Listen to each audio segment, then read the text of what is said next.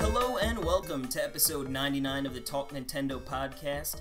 I'm one of your hosts, Casey Gibson, and joining me this fine evening, as always, the one, the only, Mr. Perry Burkham. Giddy up, partner. And a very special guest for this 99th episode, the man himself, Mr. Jools Watsham. Woo! Hey, how's it going? Watsham! 99, baby. Oh, it's good, man.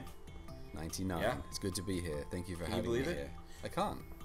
Now, what number was I on before the first episode? It was a long time ago. You remember the first episode? You were our first guest. Look out. That was way back. Yeah, that was election night. 6. Oh my god. So that was 6. in November. Wow. Of episode 6, dude. Was it 6? Jesus. Can you believe That's that? insane. That's crazy. That's crazy. And you've been then- in another one or two in between as well. Right. Yeah, we were in for Chicken Wiggle. Mm-hmm. And then, Yeah. yeah, Yep. insane. Yeah. Wow. But yeah, And so, It's amazing. heck yeah. absolute nuts. How are you doing, Jules? How's everything on your end? I'm doing great, actually. My end is great. Yeah, no, staying busy making games, man. Cannot complain. Well, I could, but I shouldn't complain. There we go. You are very prolific in your game making. I like As of lately, yeah, right? I like to make the games, and Yep. yeah, man, no, I'm staying busy and I'm really enjoying it. So it's been interesting, because we transitioned from I transitioned from Renegade Kid to a TUI, and the first year of that transition was actually really tough. But since then, it's been nice. It's smoothed out a little bit. Not that it ever gets easy. Kind of the swing of things. Yeah, well, yeah, it's just, yeah. It's always tough because the transition happened in the exact same time that the Nintendo was transitioning from 3DS and, I guess in theory, the Wii U, to the Switch. And I was kind of transitioning at the same time, which is a terrible idea to do that. So, yeah, anyway, no, everything's good now. So, yeah, no, very excited about the games we're working on. So it's, yeah, it's good stuff. I mean, I seriously think, yeah, since you've been on, Jules, you didn't release one game on Switch. I mean, like Mutant Muds, Totes, Zero Drifter, Soccer Slammers, Soccer Slammers. Yeah, we have 4 And- games on the Switch already. And Yeah. counting. Insane. Yeah. Like absolutely insane. So we're And we definitely got Chicken Wiggle before we know it too. Exactly. I know, exactly Chicken Wiggle Workshop, and much Oh my more to goodness. come. So it's been Yes. fun, man. It's very exciting. Oh yeah. Yes. Well, speaking of so many games, and that's just from Jules. We have so many games to talk about this week because it's been an overload. Oh, it sure has. Well, that's the Switch for you, right? My God, Switch is always I overload. know. It's a never-ending I battle know. to fight the eShop. Oh my gosh. Yeah, Jules, stop it. Stop it now. Now you are part of the problem. But I guess before we get into our main games we've been playing, we got to get into some quick bites.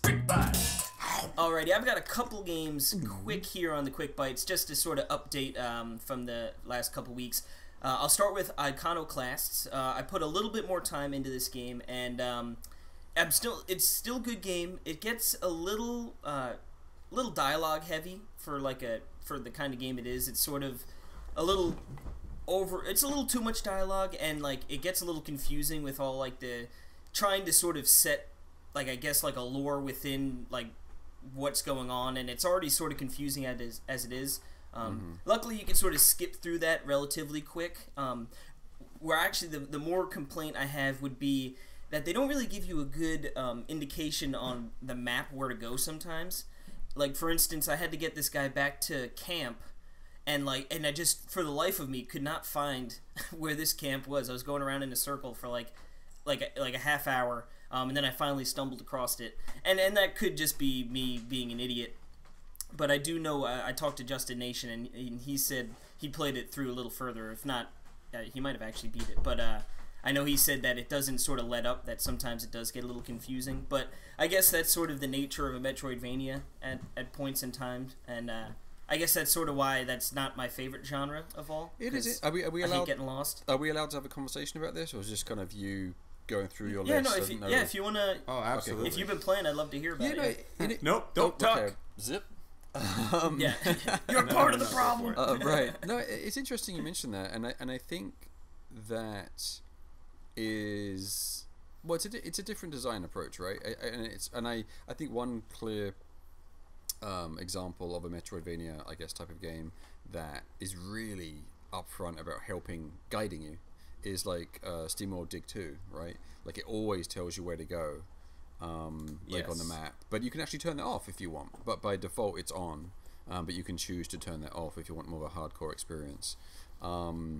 So it's interesting that you mentioned that, because it's I don't think it is, well, maybe it is inherently part of the Metroidvania genre, but I think, as all things should, that genre is evolving, and I think SteamWorld Dig 2 is one example of taking that formula but making it a little bit more modern and accessible to more people, which seems to be a general kind of movement now in games, and it has been for a long time, not like it's a new thing or anything, but Nintendo also being very much a part of that movement, and lots of developers are, about making their game but also adding these options or these methods of less experienced players, less capable players, still being able to play the game, but with maybe slight kind of helpers or whatever that might be in the game for that particular game.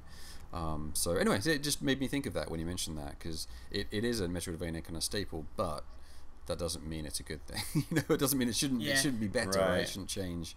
We shouldn't make things easier. Well, I still haven't actually checked out Dig 2 yet, so to hear that it does have that sort of like, hey, you never get lost, which, like I said, it's like, for me, it's like, I like playing my games and just pushing forward, and I'd rather not waste time, especially, like I said, it's like, I don't know if I'm just bad at them or maybe I just gloss over things too much, but it's like, I'd rather just sort of, hey, I know where to go, and I could sort of explore the path on the way to that point, but yeah, no, it's like I said, it's still, I really like the combat within that game, and the platforming, and like just the movement feels good, so I think it's still probably worth checking out if you were into Metroidvanias. Oh yeah, it's really cool. Yep, and then just a quick update on Octopath. I think I'm hanging it up. I got to the point where it's like I beat a part of the chapter 2, and then when I went on to one of the other characters, chapter 2, it's like I needed to level up that person like 15 levels, and just the progression of that beginning of chapter 2, I couldn't even level up. I just kept getting wrecked with that person in my party.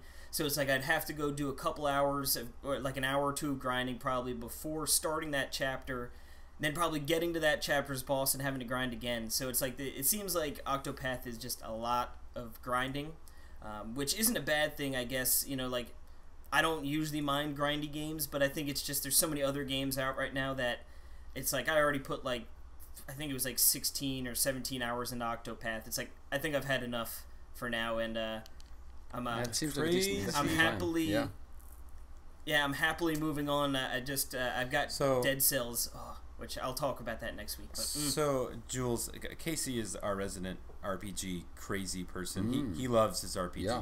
So I do. Like you play Ease. Dude, that game is so good. Oh my god. He loves that one. I mean, Xenoblade 2, I think is that your favorite game on Switch? Yeah. I mean, yeah. So anyway, Torna really, coming up, baby. RPGs, and I think I've talked to you about it, Jools, but Octopath Traveler, it's totally like I'd be more into that than like. Well, if you want to borrow it, I can mail it to you. I have one sitting. I have that Wayfair. So that tell you that they sent it back. No, why? They returned it. Oh, probably because they could see they bought it for like a normal price. Yeah, I had bought it for Casey as a backup. I forgot to cancel it when he got one from his Best Buy, so he got one of the Wayfair special edition Octopath Traveler Switch things sent to his house, and I got charged. It wasn't a big deal, but then I sold it on Amazon, and they sent it back. So this thing has traveled everywhere. Oh my gosh. It's sitting on my... That's funny. Yeah. It is a cool collector's edition, but... It is super cool. Yeah. But yeah, anyway. I mean, like I said, if you really do want to try it out, it's like I could just send it to you. I can't believe it's rated T. Like, I remember playing the demo, and like the dialogue was like surprisingly like mature. Yeah. Oh yeah. Like I mean, the one girl's story is like her father was killed, and she's trying to find the killers, and like she heard word that one of the killers goes to like this I don't think they like specifically say brothel, but it's like a dancing where like there's a guy who makes all these girls do dancing and like you know what I mean. It's like it's shady business going on, and it's like it's I guess a little mature, but I guess I don't know. Mature for teens. Mature.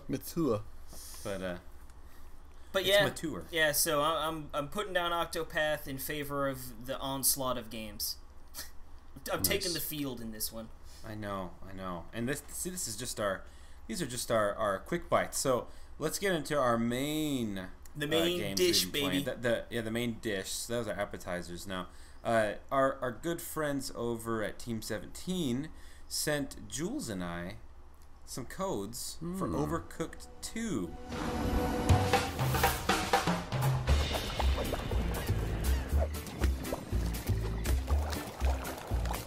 And I also purchased it physically, so yes. I also gave them my money. As well got as, them in the mail today. Yeah, I did actually get it in the mail today. It's which is very nice. Yeah, we've been playing. So we've been playing a bunch of that. I see. And what do you think about it, Jools? We have lots of thoughts on it.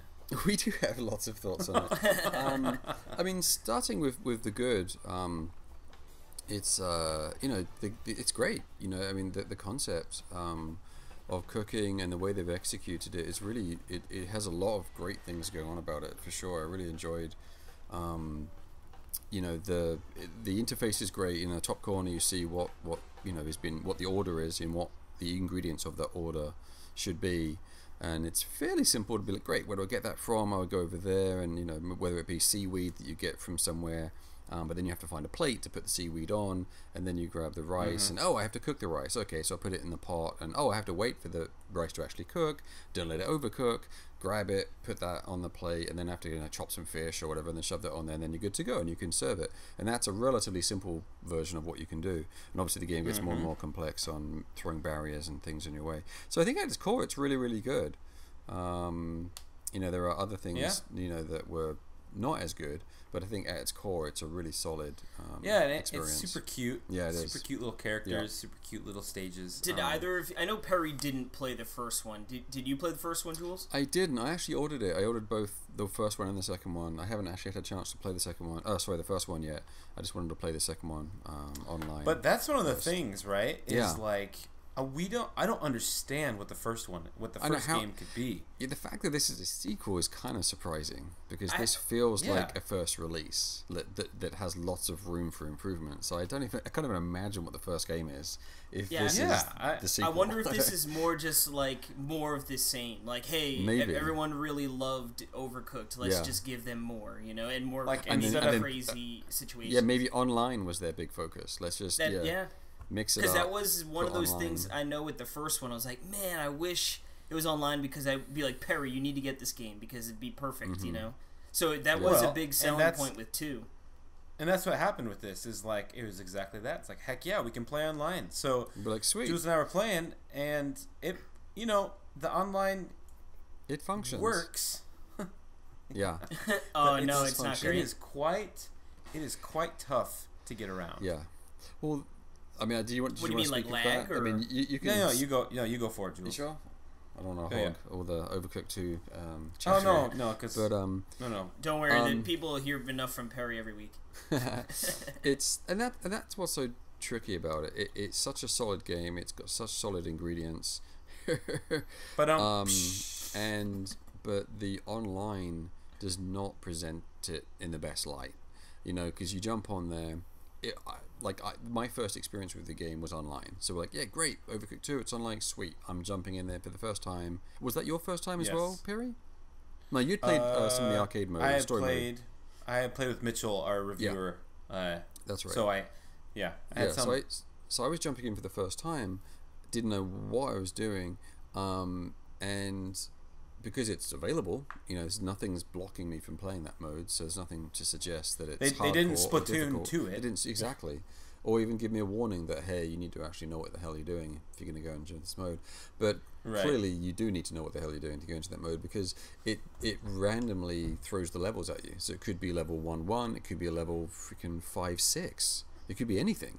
And as Right. as the levels go up, it gets way more complicated and way more difficult in every way imaginable. Whether it be the meals you're making, unplayable. or how on earth you get to that side of the kitchen. Oh, I can't. You can. And throw that to me. And oh my god, now the air balloon's doing that. And you're like, and then it gets to the point where you have your plates to serve, but you only have a 5-second frame to put him on this one floating platform before to get it over there, and it's like, like that's ever gonna happen. I know with 2 people. In the first one, you start getting like crazy stages where it was like there'd be 3 trucks driving on a road.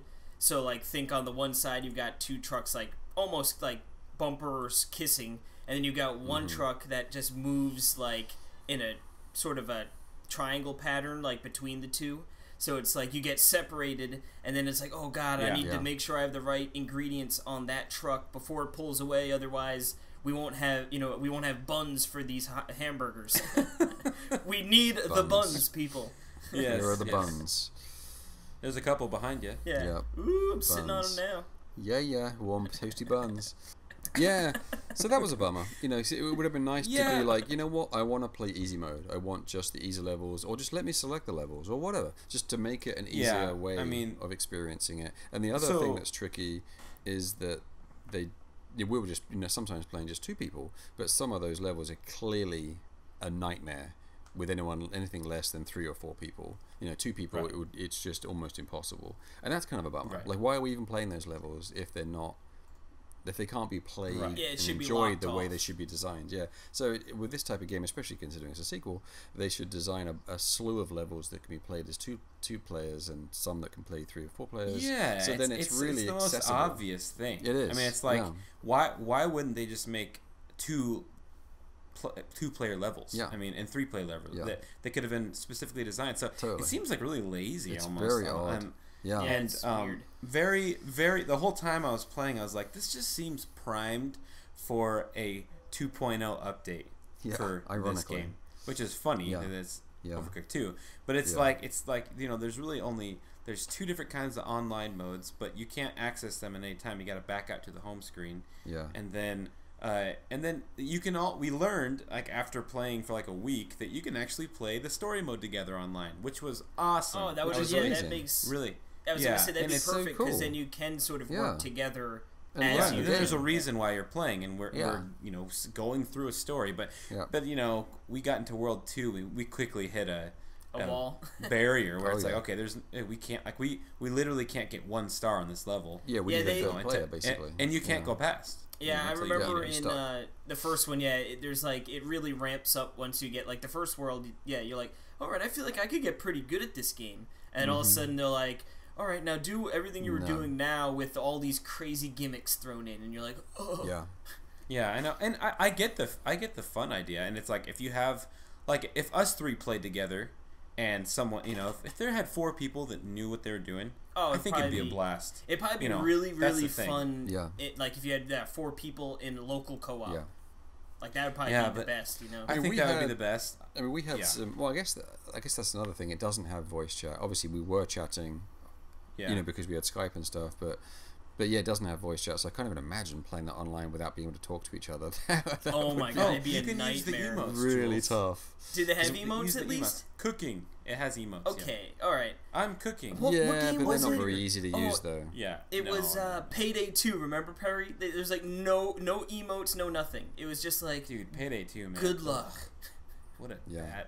that game is bad. And the other thing about Overcooked 2 is even just the menu system to figure out how to play a multiplayer game is pretty tricky. In online, because we were trying to figure that out, try to add a third person at one point, and we're like, we could not figure it out. Well, we figured out that you have to be hosting, like, if at least how it was with us, we couldn't get to work where when Jools was hosting, that Jill and I could join his game. But if I was hosting, eventually then we Jill got could it working, with didn't we? me. I don't know. It was Jill, weird. well, we had you hosting. Yeah. And then I joined you. Oh, so only the host can have multiple people only on their the system? host can have multiple. Okay, right. But the clients can't. They don't probably articulate that anywhere. Exactly. No, really they don't. And who knows if that's even. But then I think one of my biggest things about it, and like you say, not to crap all over the game, because it's a fun game. Like it is super fun. It's super fun, super cute. there's no retry button, Casey. When you finish a level, like okay, let's say you're about to lose a level. Like you can press pause and retry, but if you finish a level, you don't know what rank you get, and then if you get a 2 out of 3 star rank, there's no retry button. It pushes you back. You have to like load the main map. There's a 15 to 20 second loading screen. And then just hit it again, and it loads again, and it's like it's like Mario Tennis with aces. Remember that? Yeah, which they patched that. Yeah, they finally patched that in. Yeah. But it's like, how do you not? It's like the most. I don't. Well, it's just like isn't that funny? Did anyone play this game? Like, hey guys, more like Overcooked 2. Oh, look out! But you think like with initial testing, like someone would get to the point where they had to restart the level and be like, oh wait, we need to add this button, you know? Yeah, it's definitely it's interesting. Like, there's definitely a weakness on the kind of UI, the user interface design, basically across the board, and even somewhat on the kind of, I guess, level design as well. I mean, like the elements themselves and just the core gameplay is really great, really solid, and like Harry's been saying, visual artwork and the style is really, really cool.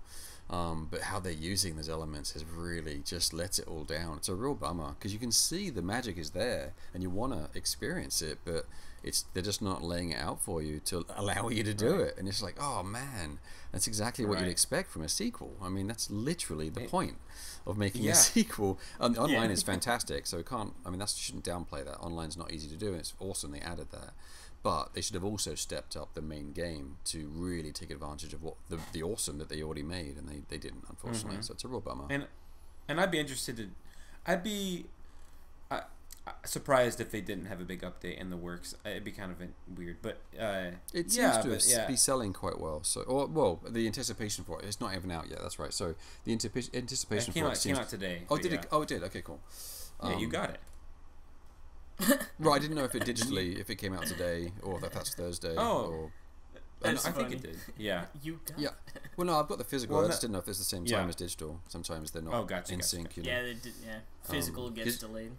Because usually it's Thursdays that eShop updates. But obviously that's not a written Yeah, it's weird because whatchamacallit, Dead Cells came out today as well. Yeah. And so did Flipping Death. Yeah, so it's it's weird. And that's weird Tuesday. And it's interesting because that's very much a Sony release day. So I wonder if those developers are just kind of multi-platform developers and they don't care about the Nintendo Thursday, you know. You know what? It's probably an advantage for them if you think about it, like a crowded week. Beat the rest of the company by 2 days.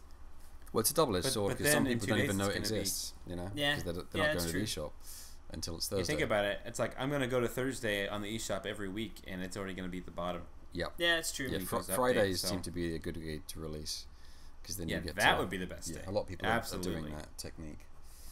Yeah. Which is sad that you even have to do such a thing. But anyway, that's a different story. I know. Remember the good old days of the Wii U eShop? Yeah. Like the perfect eShop. Three games a week if you were lucky. That's probably the best. That's yeah. But the design, there's that aspect. The design of that eShop is fantastic. Well, there has to be an update with the online. There has to be, right? Yeah. Well, you would think, but this is Nintendo after all. Please, for the love of God, I just want some, like, I want to buy a theme that, like, I can listen to some music while on, like, my home menu. You know what I mean? And it could be a still picture like the 3DS one. I don't even care. They they had to be so successful with 3DS themes. So, dude, I bought a ton of those things. You are a grade A sucker. You know what? No, because every once in a blue moon, like a cool one would come out, and you'd be like, you know what? It's $1.99. What? I don't even care. You know? Right. Jules, did you ever look into making a 3DS theme? We actually did one for Japan, weirdly enough. You did? Mm-hmm. Oh, that's cool. Yeah, and we did the Muds release over there. And the publisher took it upon themselves to make one. And I was like, oh, that's really cool. That's awesome. Oh, that is cool. Yeah, that's cool. really cool. Yeah. I dabbled with doing one here, but I never got around to it. And Actually, it's kind of funny that we're talking because I noticed on Zeo Drifter on their page, the colors like matched the Zeo Drifter colors. You're welcome. So, I did that. Yeah, so is that you? Okay, so that's cool. So you get to decide the colors on the shot. You can either do default, and it takes it from the the banner image, the main art image, or whatever you want to call it, whatever it's called. it can automatically try to extract it from that, and it actually does a pretty good job by default. Yeah. But then you can just override that and go, no, I'm going to determine. I think there's 3 colors or maybe 4 colors you can choose. Yeah, and that's I awesome. actually really enjoy that aspect of it because it's really nice to be able to kind of create the ambiance of that Tie page. it all together. Yeah, it's really and nice. It's actually like I think last week or the week before. Remember, Case, we were on there. There was one where we couldn't even we could barely read it. It was 'cause, terrible. It was like a light teal, green on top of a light blue or something. Yeah, it was. Yeah, it was just a bad choice. I can't read this. So, That's and it was like a yeah. Japanese translated game. It was hilarious. So, I love those. Yeah. I hope that your games have funny translations in Japan. I'm sure they do. I would never know, but they probably do. Yeah. I know. I think it was Slime Song. I think Fabian was telling me oh yeah, that people loved the quirky, cute charm that of the translation of Slime Song in Japan. Like the Japanese loved it because it was because Slime Song in general is all like Japanese, but not really. So they thought it was funny that the all that stuff the translation was Japanese, but sort of not really. So it was it matched the game really well. Right. It was perfect. Yeah. That's funny. But Overcooked 2, I like the game a lot. It has some serious concerns that I think we would appreciate a good update. I know I keep saying that, but that's good that it's at least fixable things. Hopefully, if they, because I believe they I know they released a couple DLC packs for Overcooked 1, so maybe it could be part of those. They give a free update to fix some things and then some paid content if you kind of route. Yeah, there has to be something. I do need to mention though, just for everyone's sake, if you plan on picking it up, I've noticed that I've had when I was playing with Mitchell, there were some games where when it's laggy and you don't have a strong internet connection, I don't know if it was me or Mitchell, it doesn't tell you. It's torture, and your character's moving you can't control your character, and it was pretty bad. Yeah, and I only a little bit with Jools it happened with me, but it was manageable. But man, it was really bad. So just a fair warning. If you have make sure you have hopefully you have a strong connection. For people if they struggle with that, it might be something to take into account. It's a real mixed bag because I think with that game I definitely had some moments that were absolutely awesome. We had we played a few rounds where we're all right, we're getting completely slaughtered here. Let's figure out what we're going to do. So we started strategizing on, what, you take those 2 things, I'll take these 2 things. You cook the rice. Exactly, and it was freaking amazing. We killed it. Yeah, and it's we got 24 orders or something insane, and we got 3 stars and crazy points. We're yes, and we're zooming along the map. Yeah, it was amazing. That's the beauty of being able to go through the story mode together, because then it's you're on. I mean, maybe one person might be better, but you're working together. At least where you sort of get used to each other's sort of things. Well, and that's what's so criminal about this game is that magic can happen, but the game itself is holding you back from experiencing that on a consistent level. And it's really, guys, come on. It's just the design that's holding it back, which is a real bummer. Because it's there, man. It's definitely there, and we experienced it. But then, on the same token, you have a map that's just a disaster. Yeah. Yep. But that's okay. Like you said, mixed bag. Total mixed bag. Goods and bads. Yep. But I'm gonna do a quick. Well, maybe I should make this segue 60 seconds. I was gonna say you were trying to. I've seen the wheels moving to try and get that segue in. But yes, it almost took you a minute long to come up with that segment. Yes, I've been playing Minit.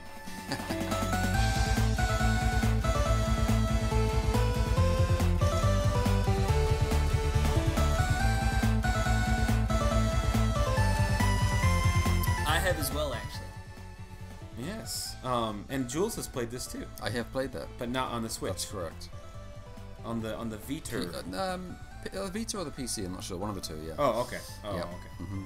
Gotcha. Yes, Minit. This is one of the games I see on Twitter a lot, screenshots of.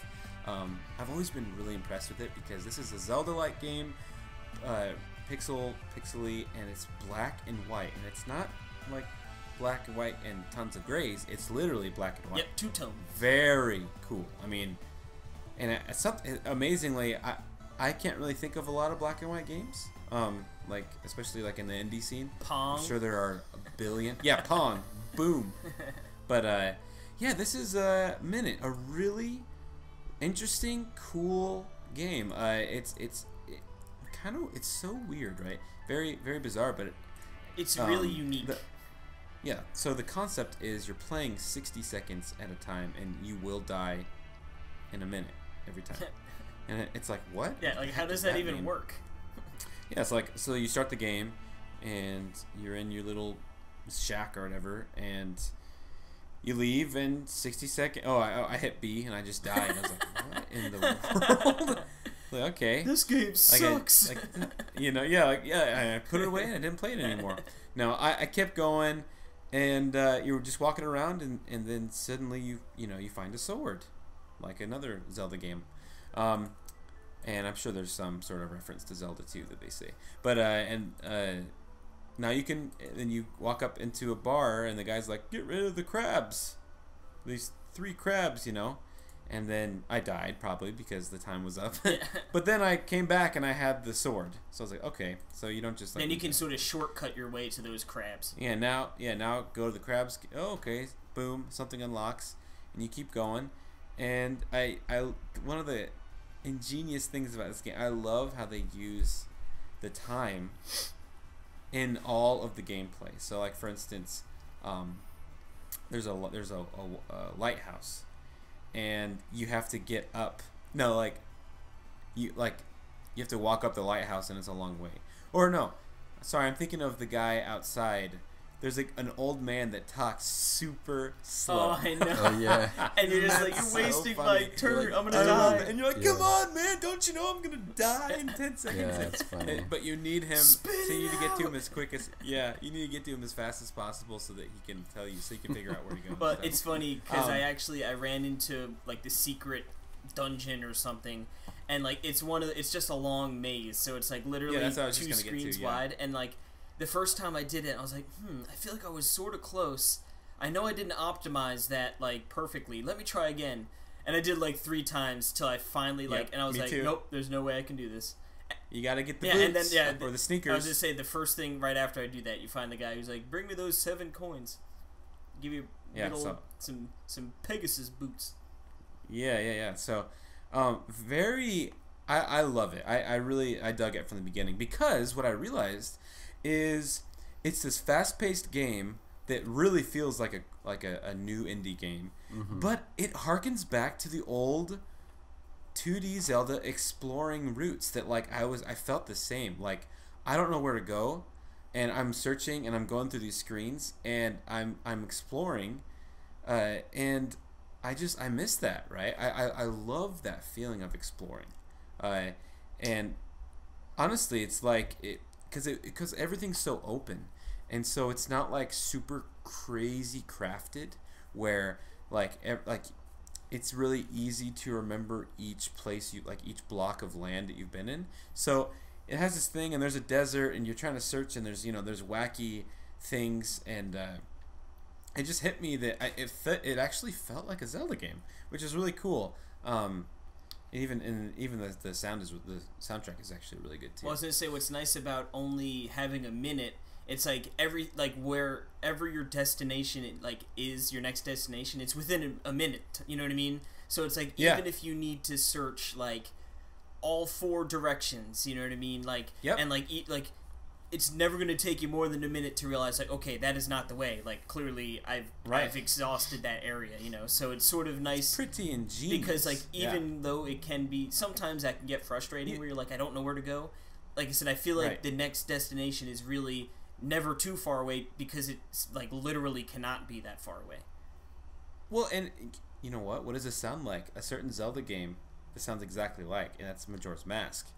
That the working of time into the equation, but this on a very smaller, faster scale, because it's kind of, I felt the same way, the sense of dread coming, I'm gonna die in 5 seconds, and it's so I need to figure out where to go, and it's okay, I'm starting over, and it's literally 60 seconds. You have a minute to go and try to find and get and progress, and you end up doing it, and there's some little cute things you veer off the path, and I found a watering can, and then And then there's this little there's like this little plant sticking out of the ground by my house, and I watered it, and then you die, right? And you go back and water it, and then you die and water it, and boom, a heart came out. So I had 3 hearts now. I didn't know that. It's like, that is so much fun. I'll have to check spoilers, that out. By the way. Spoiler alert. Boo! Yeah. Yeah. But yeah, I'm very impressed. Like I said, I can't wait to get deeper into this game. I really dig, like, just in all honesty, I like black and white like movies too, like, because there's something that black and white relaxes your eyes and makes you focus on different things, and it's actually really pretty in a certain sense. I guess people did that with like Mad Max. They even released it in black and white too, because it has this certain feeling of it. I'm just surprised at how much detail they are able to capture with just black and white. Yeah. Like, even the river and how it's sort of like, you could, that river is sort of like going, it's bumbling down, like it, or the like when you have stuff. I think there's a waterfall. When you're in a cave and you get your candle or whatever it is that lights up, and so the way they do that, they have like this different shading technique of when you walk around. It's so cool. It's like, I can't believe they simulated candlelight with black and white, like on a top-down Zelda. Very, very cool. So, yeah. Yeah, good I stuff. concur. Yeah. It is. It's really cool. But, yeah. So, that's Minit. It's very quirky. It's from Devolver? Yes, Devolver. They published it.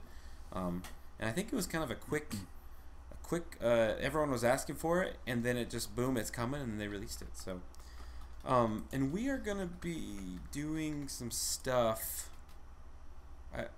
giveaways somehow with this game. Yeah, NWR.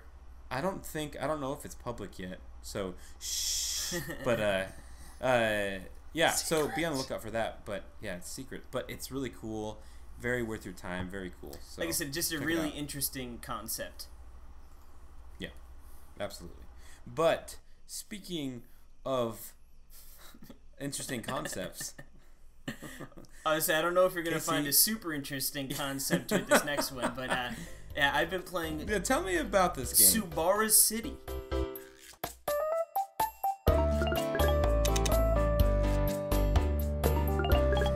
SubaraCity. Yeah, okay, so I'm pretty sure... Like, I know this is a mobile game. I'm pretty sure it came out for the 3DS. Yeah, okay, yep, it's come out for the 3DS.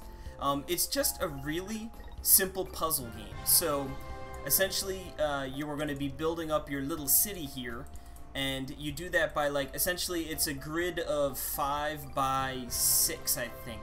I'm looking at the screens here. So, it's like 5 wide and 6 tall, and there's just, like, a bunch of different colored blocks. There are 4 in like this standard game, and then there's like an easy or casual mode that's only 3. And what happens is you're gonna simply just either touch on the touch screen, or you can use your the controllers to just. So say I'm trying to think. So say there's like a Tetris piece, like 3 long, and it's all brown. If you touch on the most right part of that, like the 3 blocks, they all condense to that point. So, and anything touching the color, it'll like all with tracked onto that one area and build up as like different story building, because essentially all these little like little areas represent people and like houses. So by stacking them together, like that building level goes up, and the goal is you want to get to level 10, and then it becomes like a special building, and it loses its color. So like I said, there's like green, light green, gray, and brown. So as you sort of are touching the puzzle blocks, they all move to the one spot, and then everything else sort of falls down. Sort of like well, not like Tetris in the sense, because like obviously there could be like spots where there would be blank spots. This is the board will always be filled by a block, so it'll slide down, and you want to strategically sort of line it up so that as many of the one color are all touching, so then you could just get to that building quicker. And then eventually when you get a bunch of level 10s, then you can, if they're touching each other, you can stack them, and that's sort of how you make like really big points. And then you'll like, it's like level 10. Then if you stack like 4 of them, it'll bump up to level 14, and so on and so forth. So essentially, it's just like there's no time limit. Like you could look at the board for an hour before making a move if you really wanted to. Like it's really a very casual game. Anyone could play it. Yeah, it seems like a mobile. Yeah, I'm pretty sure it was a mobile game as well first. So like I said, the concept is super simple, but like there is some strategy to it, and like sort of looking at the board and realizing like, okay, like I have this one brown tile that's surrounded by a bunch of other colored ones, and that's sort of screwing me up from like progressing further. So it's like I need to find a way to get that to another one, you know. So there is a little bit of strategy and stuff to it, but it's sort of like mindless fun. Like I downloaded it and I was playing it, and you just sort of like, it's perfect if you're like watching a movie or like something's on TV and you sort of want to, you know, you're not fully invested in it, but you can sort of bounce back and forth, you know.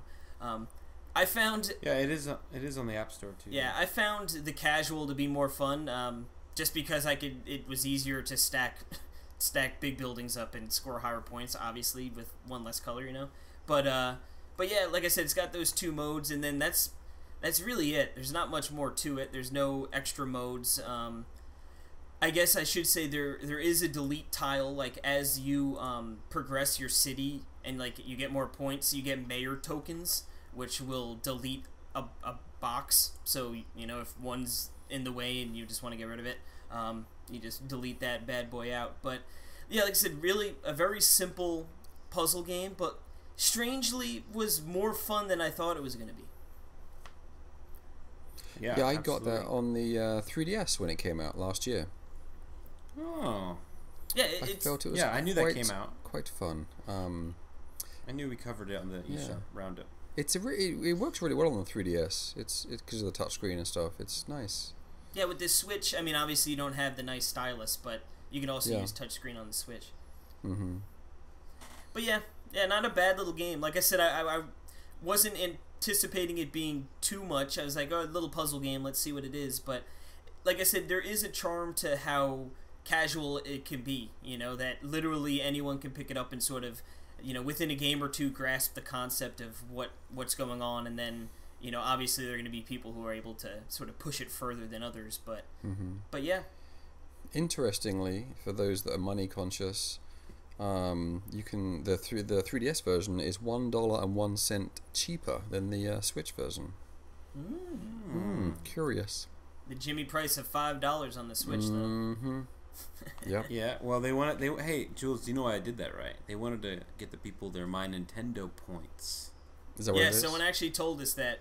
At least because I guess $4.99 you don't get any points, or at least it was like this for the Wii U. I don't know if it's changed. Oh, okay. No, they don't have My Nintendo points on Wii U. It's only for Switch. Okay, then they're all right. Yeah. Or coin. Yeah. So $5 is the thing when you there start you go, getting points. So and that's why there's the Switch tax right there. That's why it's there. There you go. Yeah, I'll pay $1 and 1 cent and 1 cent more to get free coins. 10 cents. Yeah, it's a safe 10 cents. Yeah. Yeah. But yeah. Cool. That's SubaraCity. Well, moving on, we have another game to talk about. Hello. I haven't. Yeah. Hello, neighbor. Neighbor.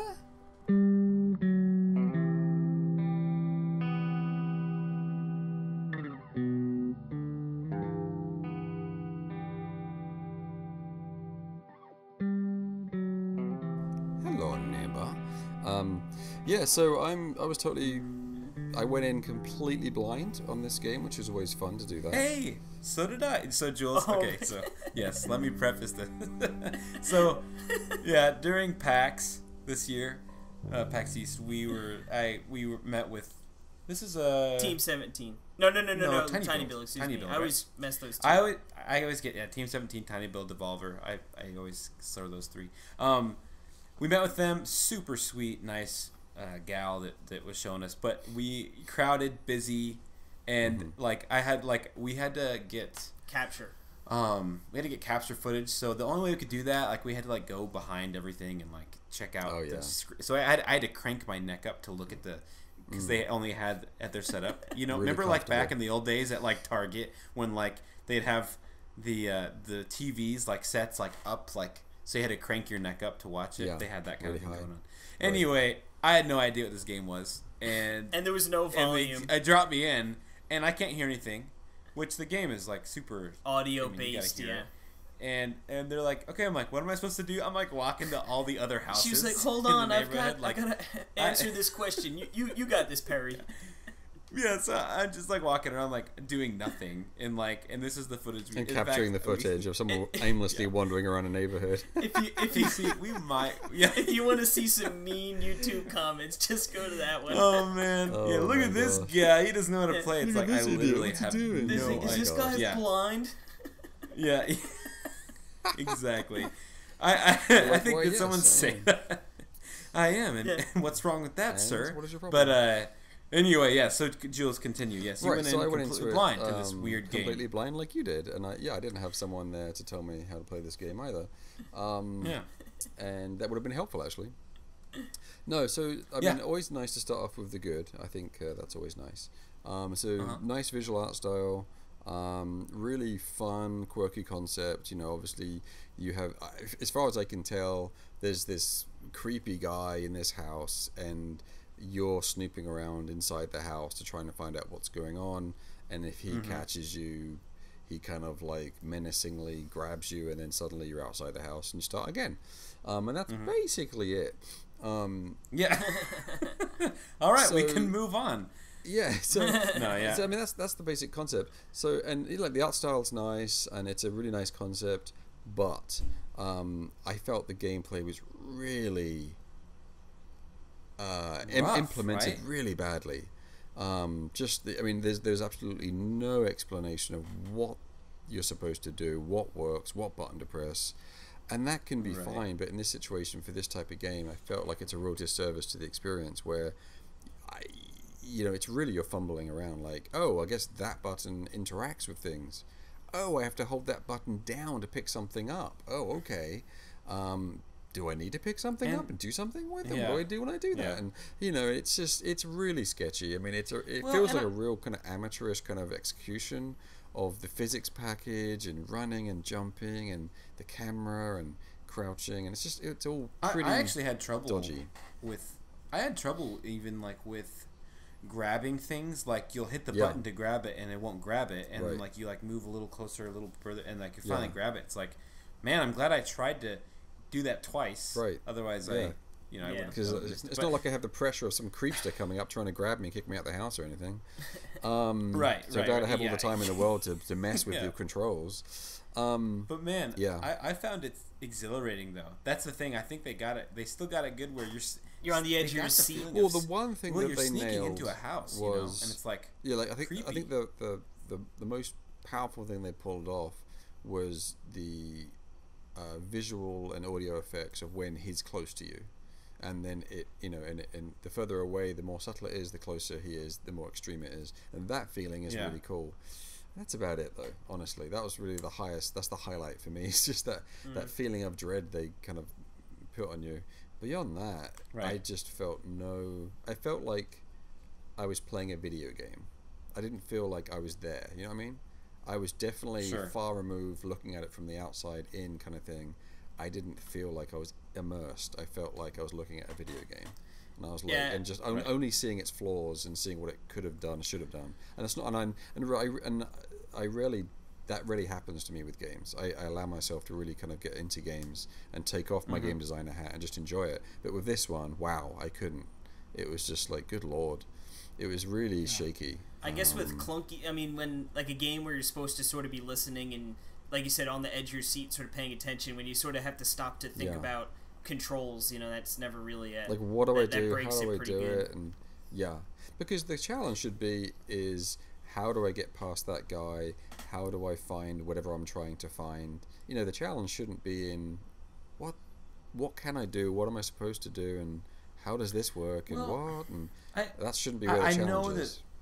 I know that right now, Jules, there are people that are like they're talking to us. you don't know how to play the game. And it's like you're right. I don't. I get that that's part of it. Like, but it's the game's job to part tell me how to play the game. It's not my job to figure it out. Right. Well, I think that's just kind of isn't that like a new style though of you mean lazy? Where Lazy game development? Well, kind of, right? Yeah. But it's like people discover how to do, and this is like a huge, like crazy huge game that's like streamers and stuff where you're finding out quirky things about it, and it's kind of like a community type thing where I just think there's just kind of more elegant ways to go about it. I mean, even I'm going to talk about Kingdom because I finally started to play it more next week.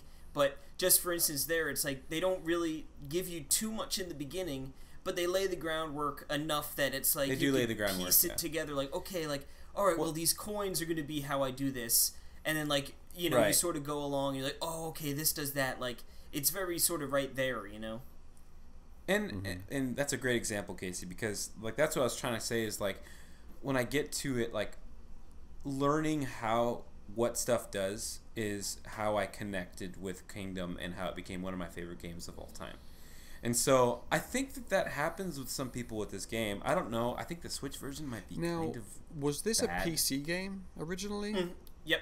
It had to be. Because it feels like it was because of the mouse cursor in the game, and you have to kind of aim that little dot on an object to interact with it, which is really odd for a console game. So I can imagine if I had a mouse, this game would be 1,000 times easier to play. Like literally, I'm not even exaggerating there. It came out on Windows and Xbox One, and then PS4, Switch, and so phone. It's probably it was a Steam game, probably basically. Yeah, I'm sure the Steam community loved it because of the art style and everything about it. So I can see as a mouse and keyboard, it'd be infinitely better.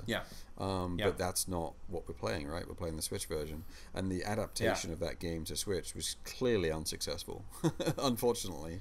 Well, and you know what's amazing is that the game looks loads better than it did at PAX. It was it was a little rough at PAX. I mean, it could have just been from the horrendous gameplay we were watching, but it was that Vaseline over the screen. Still pretty rough looking, in my opinion. I was shocked. And it is. Well, and the other thing is, and this is just me talking as a consumer, a player, someone who paid for this game. I bought this game from the shelf in GameStop. I walked in, I saw it. Yeah, it's physical, Case. Did you know that? I did not know I was like, oh, cool. I haven't heard much about this game. I love the box artwork. The basic concept sounds really intriguing. I'll get it. It was like 30, maybe $35. I'm not sure exactly. It wasn't crazy expensive. I think it's $40. Yeah, I don't know. And I was like, yeah, I'll get that. That's cool. Wow, no, it's not a $30, $40 game. So to me, as a consumer, I feel kind of robbed. Fortunately, whatever. It's not like I'm going to return it or anything because GameStop will give me 2 cents for it. But, you give us $3 and we'll take that off your hand, Jools. But then when you look at games, I mean, in this day and age on the Switch with that market, it's just not acceptable. Because there are indie games on there, mine excluded. There are indie games on the Switch that are $10 that are infinitely better than this $40 retail game. And it's just like, what is going on, It just feels like almost like a bit not cool that they released it in this state for that much money on the Switch. It's just like, that's not cool, in my opinion. I feel like some of these, very not all, obviously, but some devs are just seeing, like, the Switch is a gravy train right now, It's like, get that bad boy out there as fast as we can and Switch because, from there. like, one of the things in the game is like there are light switches you can turn on and off, and I think what that does is probably pause the guy in the house to kind of stop and go, hey, what's going on here, and give you a few seconds to kind of maybe slip by him or whatever, right? Some strategy, which is great. But hitting that light switch, you have to get that tiny little dot of the cursor lined up perfectly with the black of the light switch itself to actually trigger it. Like you won't get it your first try. So if you hit the white of the plate that the light switch is on, no, that doesn't count. You have to get the light switch itself. I might be over-exaggerating there, but it was a very small hitbox area, regardless of what the actual hitbox area was or not. But it was very small. It wasn't very generous. And it's like, I'm clearly trying to get this light switch. It should be a much bigger, generalized area. Give me a big window here, boys. Yeah, exactly. I just imagine... Do me a favor, I just imagine... you sit and act, and the guy's coming at you, and you're just standing at the light switch, and you're like looking at the guy, like, dude, I'm trying to turn this off. Can you just hold on so I can get underneath the bed? Well, and that's what it is. I mean, and to speak as a game designer for a second, like if I was designing this game, I'd be like, okay, what is this game? Okay, it's all about time, right? It's all about, oh my gosh, that guy is coming to get me. So I, as a game designer, I better make damn sure that I'm not throwing frustrating, unfair obstacles in the player's way so they can't achieve that objective. But they clearly are. The game itself is fighting against you, and that's just not cool. That's not good game design. So they should have, and understand on the PC, I'm sure it plays great because you don't have those problems. But the reality is it's on the Switch, so they should have spent the extra time to be like, all right, how do we address this problem? Because wow, this feels really bad on the Switch. We need to make these hitbox areas, we need to approach it differently. We need to make the hitbox areas bigger. We might need to display a circle when you're in the hotspot zone to go, yep, you trying to do this object? Cool, go for it. Give us some visual indication of, yep, you can press the button now. Don't worry, you don't have to be perfect. We know what you're trying to do. Something to kind of help the player achieve the same experience that they're clearly they're able to do on the PC. So we can have the same experience basically, but done in a different way. I guess for the Switch, they wanted to be more realistic. You must hit the switch to turn the light on, or off, I guess. Yeah. Which obviously with a thumbstick is just not going to happen. Pain in the neck. I mean, I don't know if there's motion controls in there or not. I mean, maybe there is, maybe that would improve the experience. But if that does, that should probably be on by default, or the game should pause at the beginning and say, "Hey, we've got this option. You want to try it?" Again, it's about the user experience, and it doesn't feel like they put much or if any effort into that. Or if they did, they needed more time in the oven to bake to really get it, right for the Switch audience. So hopefully there's an update coming. I don't know. I think honestly it's kind of BS to always have that as an excuse. Hopefully they're going to fix this. I think that's kind of lame that we're in the era now. I think the first release of a game should be like basically awesome. And if there's any unforeseen, like, oh, I get it, that was a bug, yeah, they'll fix it with a patch later. But I think basic gameplay, foundational stuff should not be, oh yeah, we'll give them a break, maybe they'll fix that. Just with Overcooked 2, it's the same problem. It's like, no, that's not cool. Yeah, the ability to patch is amazing, but now it's, like you said, it's almost just being taken crutch, advantage it's a of. crutch, Which, I mean, but then again, we're in the age where games are much more complicated than they were. So, but still though. I don't know. Bugs are fine, but fundamental game design failures are not. That's not fine. So, Hello Neighbor, I probably won't be playing it again. I kind of regret buying it, but I'm glad I've experienced it. Yes, at least you know what it's about. What's going on? You saved us from playing it. Yeah. Oh, I played it too. I have it. Did you buy it on the Switch? So they sent us a code. Okay. Have you played more of it yet? Oh yeah. I played it, and like I said, one of the things though to me is like I really was like because I had the earphones in, and my favorite part of the whole game was actually the amount like my heart was beating, because it was like I was actually legitimately scared of this guy and of him, because you're in his house. It's super creepy face when he grabs you. He could be around any corner, and it's like you throw a trash can at his window and you hope that he goes over there, and then you go turn off the electricity so he turns that, and then so you're in there. It's like he's gonna pop out somewhere. You're in foreign territory. And then like finally you get into a room and it's like, oh, like what am I supposed to grab? Like there's a key somewhere, and then you hear the sound and you turn around and he grabs you, and it's like so it's I like that aspect of the game for sure.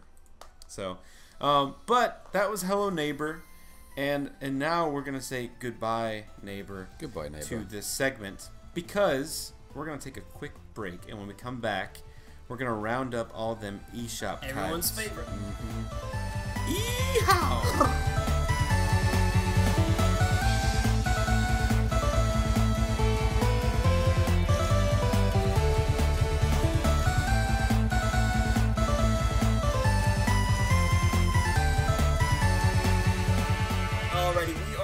And it is that time once again for the old eShop Roundup.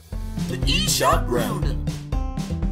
Yeehaw! And for you guys listening on YouTube, we have a very special guest joining us this week, and that is one Jools Watsham. eShop Roundup.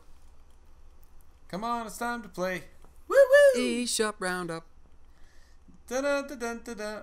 I can't. Woo woo! Make your dreams come true. It actually makes sense, doesn't it? I should just do the Woody's Roundup theme song for this. But yeehaw! Anyway, we got 28 games, off. Perry. We got a lot of games here, so we gotta get going. 1 second per game.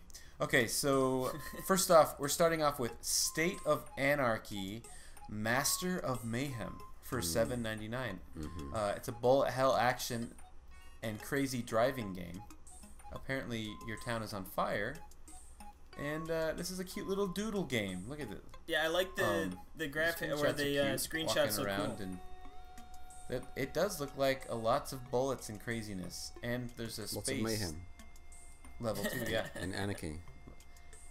yeah, that's great. Masters. Anyway, so from But yeah. Sometimes You. But what do we got next, Case? We've got Kensho, or Kenshu, for $14.99. Restore the balance of nature, Perry, in this unique little puzzle game. Actually, I put unique in there. I don't know. I'm looking at the screens. Oh. Yeah. Oh, it's really pretty. I love the. Yeah, it looks. Yeah, it's got like it. sort of It's really, really pretty. nice backgrounds and sort of cool looking. Some of these look like it's from FIA. Yeah, that's what I thought too. Like with the deer on the beat front there. And Death Squared. Boom. What do we got next, Jules? What do we got here? We have Catch 'em Goldfish Scooping for $7.99. Recreate Japan's colorful traditional summer game with beautiful graphics. I have no idea. I don't know what I'm looking at. It's goldfish scooping apparently. Yeah. Scoop I love the goldfish into logo. your bowl. For $7.99. Catch 'em. Yeah, I know. obviously some weird puzzle game. Maybe multiplayer. Look like there's 4 scores going on. So. 1 to Well, 4. Jules, do you think you could score 900 with small fish in 30 seconds? Definitely. Without Definitely. A doubt. Without a doubt. Yo, just look how surprised those goldfish look on the title screen, though. Yeah. Yeah. They're like, Like, The "Whoa!" barracuda's the oh, best. I'm gonna be scooped again. Look at that. Here I love the comes the barracuda, scooper. like the barracuda senior pick on the top left, like. Yeah. It's probably super fun, but wow. I'd be Yeah. fascinated to know the sales on games like this. Anyway. Yeah, that would be good. They'll knock your moving socks on. off. Moving on. Moving on to Road to Valhalla from Tiny Build. Well. What is this game? $14.99. That's what this It's game kind of is. a neat looking game. It's a rhythm-driven gameplay. Ooh. It's a pretty steep price tag. Music to overcome even the most difficult hazards, like laser beams. It actually But looks pretty it's cool. Rhythm-based, yeah. Valhalla's. I can dig it. What about how? I can dig it. Perry, Or you I can never have too much chromatic aberration. Aberration? Aberration. Perry, I Anyway. think Neo Geo better move over because there's a new arcade king in town, or at least they're trying to get that spot. You Because talking we got about Dr. another. Turbo? Yep, Johnny Turbo's Johnny Turbo. arcade shootout for $7.99. Stop those criminal gangsters and save the civilians in this action-packed shooter. And That looks so. It looks full of awesome. action. Pretty sweet. I need to get one of these Johnny Turbo games. I Yeah. haven't bought any yet, and I'm overdue.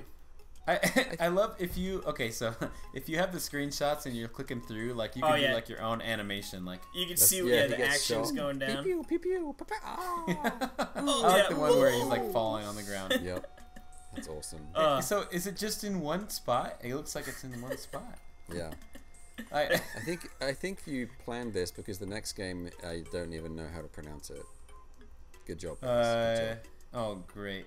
Ooh. Okay, All right. I'll do it. Okay. You got it? Oh no, it's one of these games. I'd love for Jules to say it. Ayakashi Koi Giko Yuku. Forbidden romance with ... Yeah. Break this fate. Play the melody of love. Love. You know, if you- $24.99. I'm not putting the zip code in. And it has some suggestive screenshots. Or some vampire love, maybe?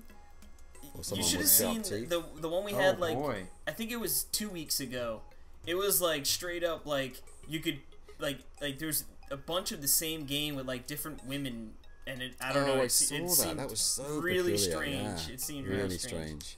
So it's rated. It's an M mature game with blood, strong language, and violence. So there you go. But Jules, Yeah. it's made for you because you got to play the melody of love. Melody of love, baby, all day long. You know it. $24.99 Oh, can all be okay. yours. well, Okay. Iki, you know what I gotta say to that? Iki Moo. Which is the next Ikimu. game. Splinters of the Dark Shard. $4.99. Cute. This is an awesome third-person adventure game. You will help Have you Ikimu played it? rescue his friends. No, have you? No, but it looks really cute though. It looks It actually cool, does but then look some pretty of the cool. screenshots look incredibly dark. I don't know if maybe that's just the area they're in, but They do look a bit muddy. Man, look at these cool character designs, though. Yeah. yeah, no, it looks cool. Yeah, it is cute. Totally. Really And cute. for $4.99, that's $5. a pretty Yeah. pretty inexpensive little game right there too. Mm-hmm. There's 4 corrupted Splinter Worlds. There we go. All That's right, nearly a $1.25 a piece. that's There not you too go. shabby, Perry. Not Over too here, shabby. We've got Cycle 28 for $6.99, currently 20% off, so that knocks it down to $5.59. Now you can Bargain. power slide your way between bullets and screen shaking explosions, and maybe solve the mystery of Cycle 28 on the Nintendo Yeah, it's like a Switch. twin stick. It actually, it's watching the gameplay trailer right now. It's pretty cool looking. I like the camera movement. It's kind of shaky, but kind of cool. Interesting. Yeah, Well, they do Cycle say screen shaking 28. explosions, so. it's kind of that's a bad logo though, because I thought it was called Cycle 23. Well, that's just because you can't read. I guess, but You just got wrecked. well, You Jules, what's our idiot. next Alright, game next we got? up we have Crush Your Enemies for $8. A bite-sized RTS game spiced up with over-the-top barbaric humor. Oh yeah. It actually looks interesting. I don't know. Yeah. It's hard to tell what's The- going on. It seems like really large If I didn't grid. have puke breath, I'd kiss you. Mm-hmm. From Fuzzgut. Oh no. Buzzcut. So, yeah. That's actually an awesome name, Fuzzgut. Fuzzgut. Pretty, Interesting. This looks kind of interesting. yeah. The, Now, weirdly enough, they don't have a trailer, so that's kind of a bummer. The pectoralis major hair is interesting, but anyway, you know what Yeah. the pectoralis majors are. Anyway, the Okay, old next. pecs. Next up, we have Green from Studio Green, Green. for $2.99. Pink of my sweetheart, who disappears suddenly in a dream. Green Oh. enters into a pink dream to find her. Looks like a hardcore kind of Super Meat Boy-esque game. It does, yeah.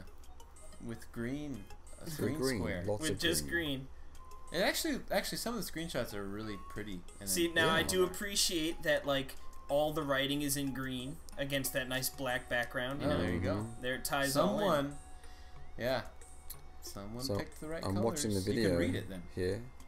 And Casey, what do we got it's a bit next? slow paced though. But anyway, okay. Next up here, we've got 1979 Revolution Black Friday for $11.99. Make life and death decisions in this multi-award-winning and BAFTA-nominated interactive drama. Wow. Interesting. So, dramatic. yeah, it looks like, I guess, So- you sort of pick your choices, sort of like the Telltale series. Yeah, it's like Yeah. a Telltale type game. That's pretty cool. Award-winning, Very apparently. interesting. Could be good. Actually, kind of looks cool. Yeah, $11.99. I like it. Bargain.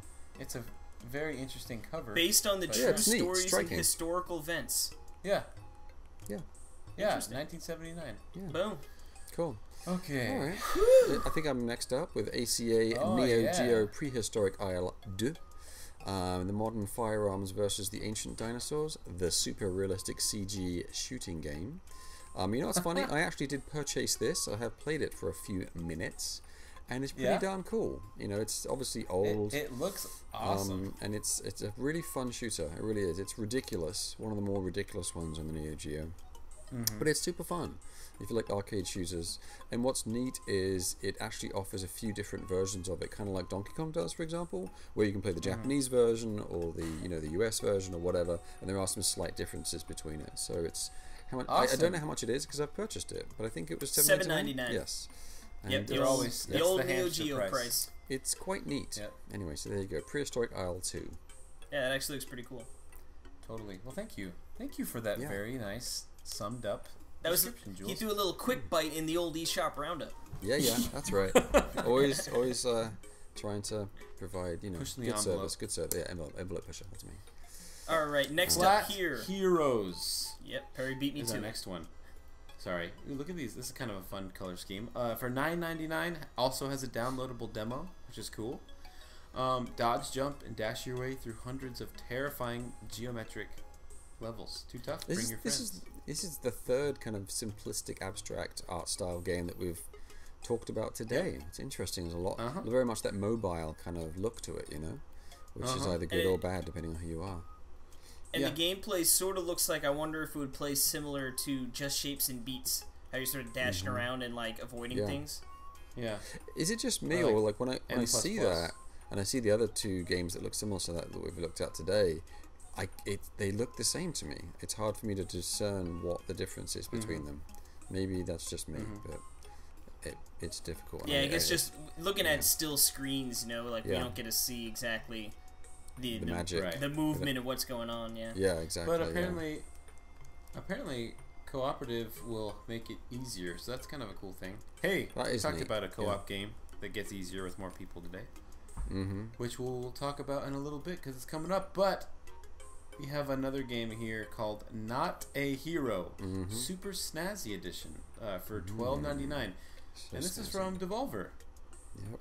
Do you know anything about this game, Jules? Not much. I've seen some videos of it. It looks neat. It's by the person who did Ollie Ollie, the skateboarding game. Oh, really? Harry loves Ollie Ollie. I love Ollie Ollie. Yeah, I love that game. I really want the second one. I don't know if Roll 7. Yeah, they're listed at the bottom there, the copyright. Okay. So they made this, and they're good people. So lots of blood. And pixels. I love the art. Nothing wrong with that. And there has to be an indie game studio called Blood and Pixels. There has to be. Pixels. Could be yours, Perry. You open up shop. All right. We just have to learn how to make some games. Yeah, okay. Next up here we have Battle Supremacy for $9.99. This is an immersive World War II tank battles. That's it. This is one of those. I should say, I got the chance to talk to John Raridan, who is doing this game for review, I guess, and you just might want to stay away from it. I would recommend going and checking out his review on Nintendo World Report. But yeah, apparently he said like the tanks are like they just don't move like tanks. Like they're like so obviously like, tank controls is sort of like worse than tank controls. That's amazing. Yeah, when it's like tank controls, it's like these tanks don't even have tank controls. He's like when it goes uphill, they like almost come to like a still. You know, it's like you've got treads. You should be able to run over things. Like I like the icon on the top left. It shows you what direction you're going. Yeah, there you go. Handy. But now, man. But guys, wouldn't it be fun to have a game like just kind of like this? But even though I imagine wouldn't it be fun if you could just have a huge, gigantic tank and just go over a huge world and just destroy everything? I think that'd be a lot of fun. It would be. It would be a lot of fun. You know? Yeah. Anyway. Yeah. That could be. What was your game developer's your name? Blood and Pixels. That could be. That could be their first game. The tank debut game. There we go. Well, this next game actually. Yeah, and it's like a totally polygonal game. But this next game, Guns, Gore, and Cannoli 2. I've heard a lot of good things about it, actually. About this series, about the first one. Very interesting, weird, cartoony looking game. I mean, the environments look really nice. I could really go for a cannoli right now. I'm so hungry. It's $12.99. And it revives the good old action platform run and gun genre, apparently, with cannolis. All right. Yeah, it looks actually pretty cool. Metal Sluggy kind of. Yeah, kind of. All right. Next up, we have Iconoclasts. Well. For $19.99, which is a little steep.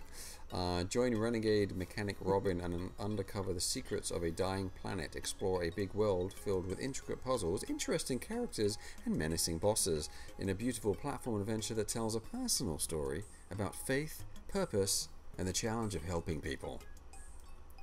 Wow. Yeah. That was beautifully read. Got some. You know what though? I really like the font in this game. I like the text font in the game, and it's a beautiful game. Yeah, it is really a really pretty game. It's a beautiful game, and the character designs are phenomenal. Yeah, I think Robin's it's super amazing that it's made by one guy. I mean that.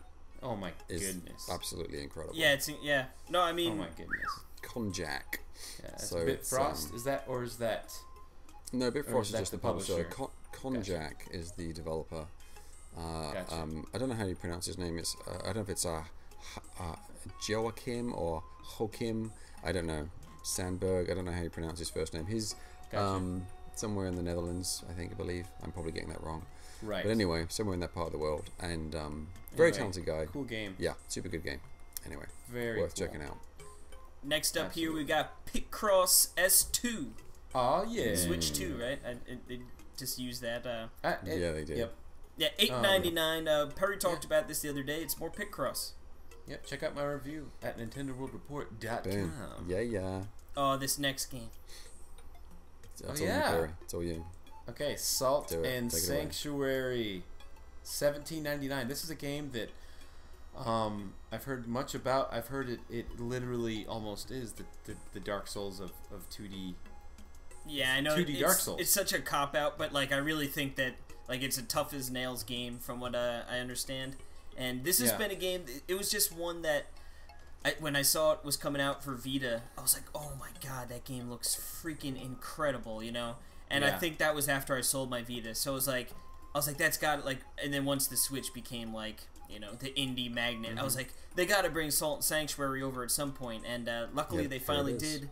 And it's coming physical, I believe, in October. So believe- yeah. There you go. with all the games I got going on right now, I'm gonna wait and get myself that beautiful physical copy, and I Physical. cannot Have wait you to play played it. this? Physical. I have not. Okay. I do know the Scar Studios gang. They're really good people. I met them, years ago when they were doing a game I can't remember the name of. Really good people though.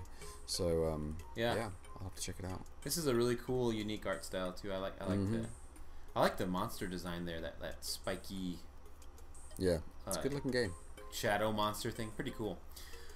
But yeah, $17.99, and I believe when it comes out, it's physical. It's $29.99, but it has a lot of extras. It's kind of like a deluxe edition type thing. So Boom. Extra salty. yeah. Oh yeah, Nice. yeah. Next Ooh, up, we all love. You know what? I extra just had some nachos salt. today, and I put some extra salt on it, so- nachos. Yeah. Next up, we have The Inner World, The Last Wind Monk for $14.99, which is a full of mind-bending puzzles in a world full of mystery, and you save the family of the flute noses and fun stuff like that. Look at that! Yeah. It's adorable. It does look But nice. see- It looks like a See, kind of but- Adventure Time kind of style, right? Yeah, Kinda has that. it could be like a Saturday morning cartoon. But, Yeah. but here's the thing here. Those text bubble, like you see the one with the 4 lines of text in that bubble. Hey there, old Yeah. friend. See, to me that just does not look good. The text needs to be smaller, and the font is just not a good font. There's not anyway, much room that's- around the edge. Nerd. There's such a. It's just too big. It doesn't. Anyway, It but yeah, bothers look, you. that's You're a bothered cute by little it. character. Super Yeah. cute. Yeah, the art style's real neat. Guess it's an Love it, adventure yeah. game, I guess, basically. Oh yeah, you can see the icons at the bottom, so it's like a classic adventure in a way, I suppose. You pick stuff up, you use it, and put it over there, and do that, and get lost and frustrated. Casey's favorite. Yeah, cool. Nope. Not really. He doesn't like it. Moving But- along here, we got Loot Monkey Bling Palace for That's a $7 flat. Casey, this is you. I've actually called Casey the same exact thing. You damn Bling Loot Palace. Monkey. Yeah, Loot Monkey, and he lives in Bling Palace. I wish I lived in Bling Palace. Interesting. Looks I like wonder we if this got a comes with a level cute design. little I don't know. platformer here. Yeah, it looks like it does. It should do if it doesn't, 'cause it looks like it's made Don't with step one. in the vomit. That's the tagline there. Inspired by Jet Set Willie and Manic Miner. Wow, they're games I grew up with. That's interesting. They're just fully calling out the games that they were inspired by. That's fascinating. It doesn't look like there's a game. There's an editor. Missed opportunity.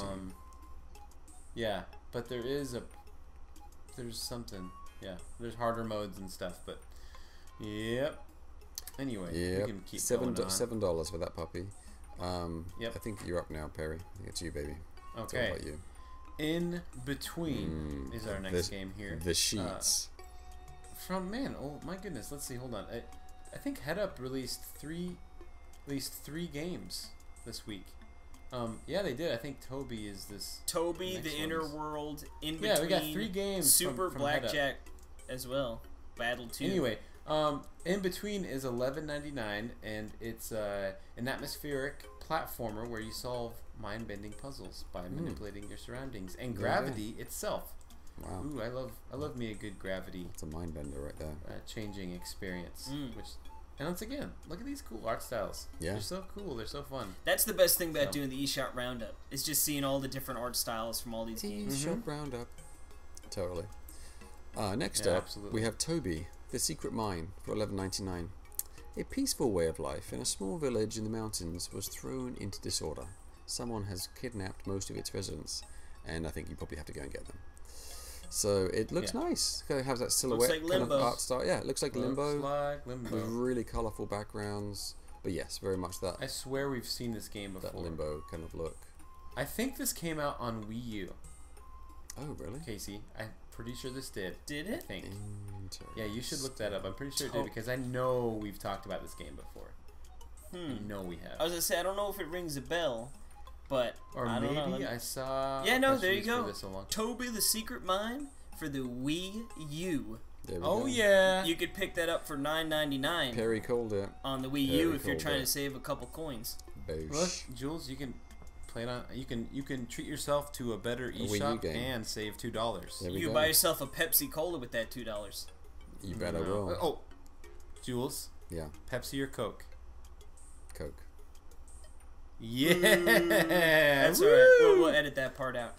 No. But you know what's funny though, and it yes, should be and noted we absolutely won't. that Coke in England does taste different than the Coke here in the US. That should be noted. Is it better? Well, yeah, it's in kind of like England? Mexico too. Well, like, you know what's funny? Is it I sugarcane? heard the rumor that, do you remember over here they introduced a new Coke and everyone hated it? Yeah. I hear that's what Yes. we get in England. No. We don't want that. That's crap. what I've heard. It's like, you know what, we're going to put good use to this formula.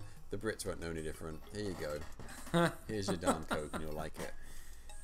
That's awesome. That's amazing. That's great. So that's just But a moving rumor. along Alright, here. Anyway, well, moving along. We've Case, got. we need our guest tally for Pepsi or Coke. Don't worry, I'll make it. Chalk it up.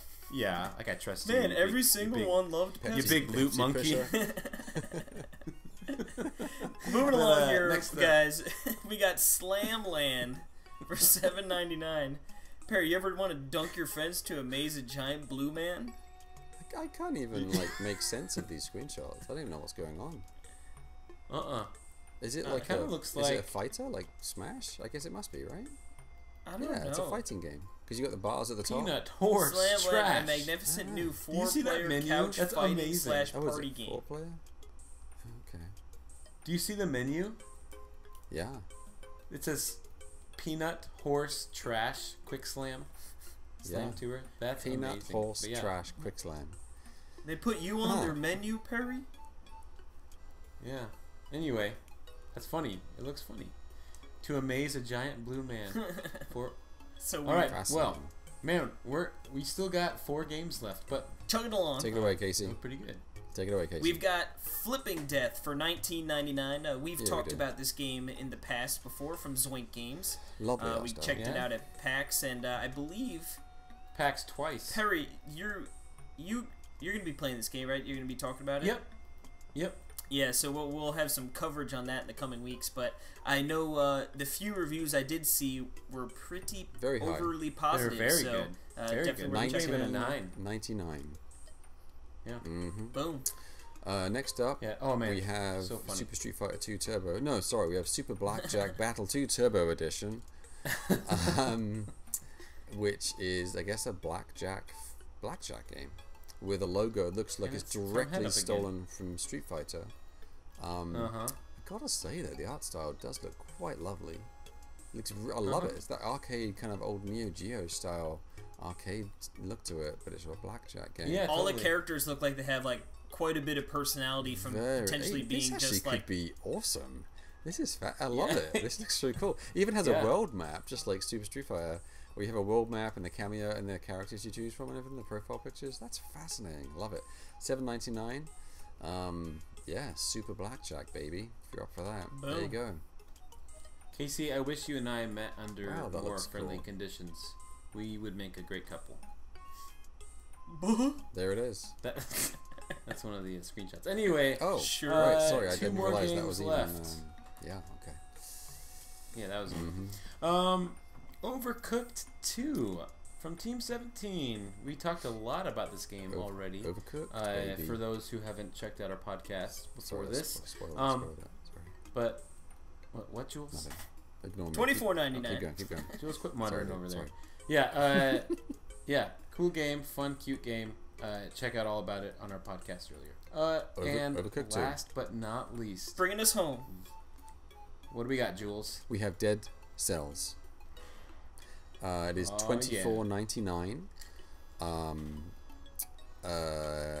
Okay. Well, the description is use your is it alchemic? Sorry, I got completely like brain farted on that word there. Use your alchemic abilities to escape the island in this brutally challenging 2D action platformer with no checkpoints. You'll get better eventually. So $24.99. It's what do they call it? I think they're calling it a Roguevania. Is the new catchphrase for this game. So it's Metroidvania with roguelike elements and a nice art style, and So this game everyone seems to be digging it. Oh man, Neil reviewed it and like he just completely became in love with this game on the site, what does Neil know? Yeah, he was fun gushing watching about him. Like watching him slowly fall in love with it was amazing. Neil And I got to play this. I played this actually with Nintendo at PAX. They were showcasing this game. Oh, cool. You know, That was the one game appointment, I so- didn't play at our appointment. it was fun. It was great. Well, I've been playing it now, so I played probably like an hour and a half today, maybe. Oh, yeah? So And you like it? Yeah, I'm enjoying it so far. So No. yeah, it stinks. No, I love the no, colors. Okay, well- It's really so- beautiful looking. Because it Well, has that kind we of are No at the Man's end. Sky color palette going on, you know.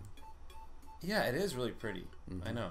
And there's like a mixture of pixels and like normal and other stuff. Ingredients.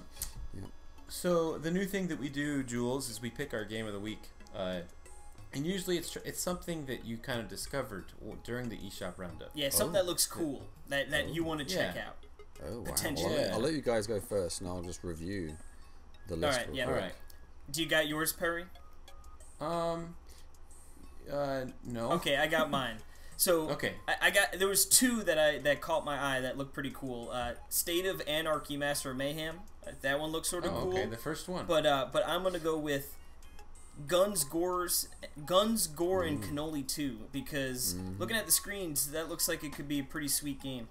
$12.99, little fun platformer, little arcade action.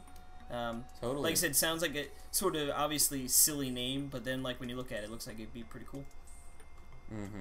Can I have three? Can I have three? Yeah. Okay, cool. You got to give Alright. 2 runners up and the top dog. Well, let me go first because I might pick one of All yours. I'm gonna go with Salt and Sanctuary. Good. Honestly, I haven't really looked too much in this game, but this game looks pretty cool and kind of the same things that Casey said about Guns, but it looks really cool. So yeah, Cool. that's mine. Nice. So my first one, and this is in no particular order, is Iconoclasts, because it's just a beautiful game. Oh yeah. It's a massive game. It's the kind of game you can get into and spend many hours playing. That's great. I appreciate that. The next one is a total surprise to me because the banner image is fairly awful, but the Super Blackjack Battle, the screenshots look awesome. It's totally up my street. They're down my alley or whatever the phrase is. That style of artwork, I love it. Really fascinating. And then finally, Flipping Death. It looks really beautiful. I know. What's nice about it is I know very little about this game. I know the Zoink crew. I like those guys. Klaus and all those guys are really great people. So, yeah, I'm really intrigued by it. I think it looks really, really cool. And I've heard good things about it, so that's on my list. Absolute excellent writing. Have you played Stick It to the Man? I haven't. No, I Jules? haven't. You haven't played that? I have not. Oh wow. I haven't either. Well, anyway, very, very funny. Some of my favorite adventure. I mean, one of my favorite adventure games of ever. Cool. Is Stick It to the Man.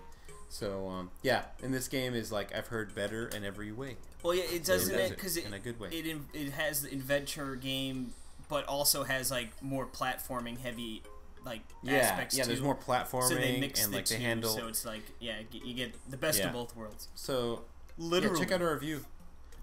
You can check our reviews of a lot of these games over at NintendoWorldReport.com. And thank you for watching, and thank you, Jules, for joining us on this Pleasure. on this Thank you roundup. so This much for having long me here. roundup. Thank you so much. Yeah. Yeah, usually I remember last time you were on, we got to round up one of your own with Chicken Wiggle. That was fun. On the Round it up, 3DS. Zongi. Back in the old For 3DS 3DS, yeah. days. Those days are we'll over, have to have you baby. on when it comes out on the Switch. You know it. Swizzage.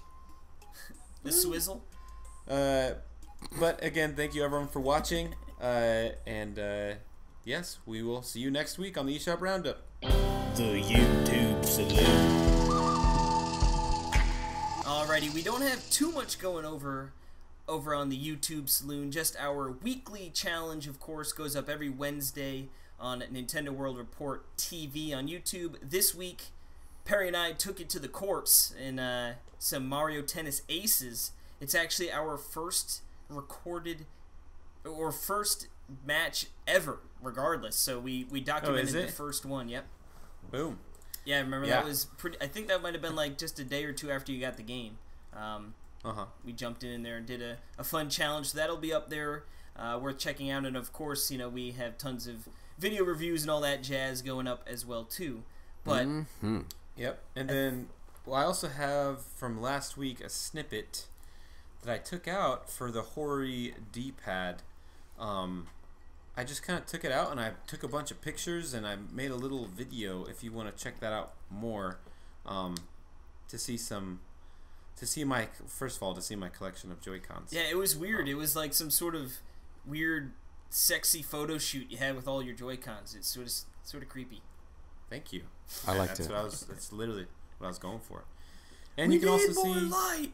You can see Mutant Muds playing with the D-pad too. So boom. And Jules happens to be here. It's perfect. Hello. It's like you planned it. Yeah. It is a really cool video, even in spite of the wonderful game that you were playing. It's really neat to hear your review of the device and then the cool glamour shots of it. It's really cool. I actually really enjoyed that video. Thank you, Jules. At least someone watches my videos. Yeah. Well, hey, I watched that one. Oh, you did? Yeah. Well, how else would I know about that photo shoot? Well, you know what? I kind of like it because it's also a discussion too, like where we're talking about it. It's that was good because, like you said, like all those pictures are cool and it's nice to sort of see it on there. You know what I mean? They don't. Yeah. They don't get the real pics. Yeah, we really got up in its grill. Absolutely. Did you make it sign a waiver? I mean, I hope you did because. But Jules. Yeah. Since it's YouTube Saloon, we could plug your stuff.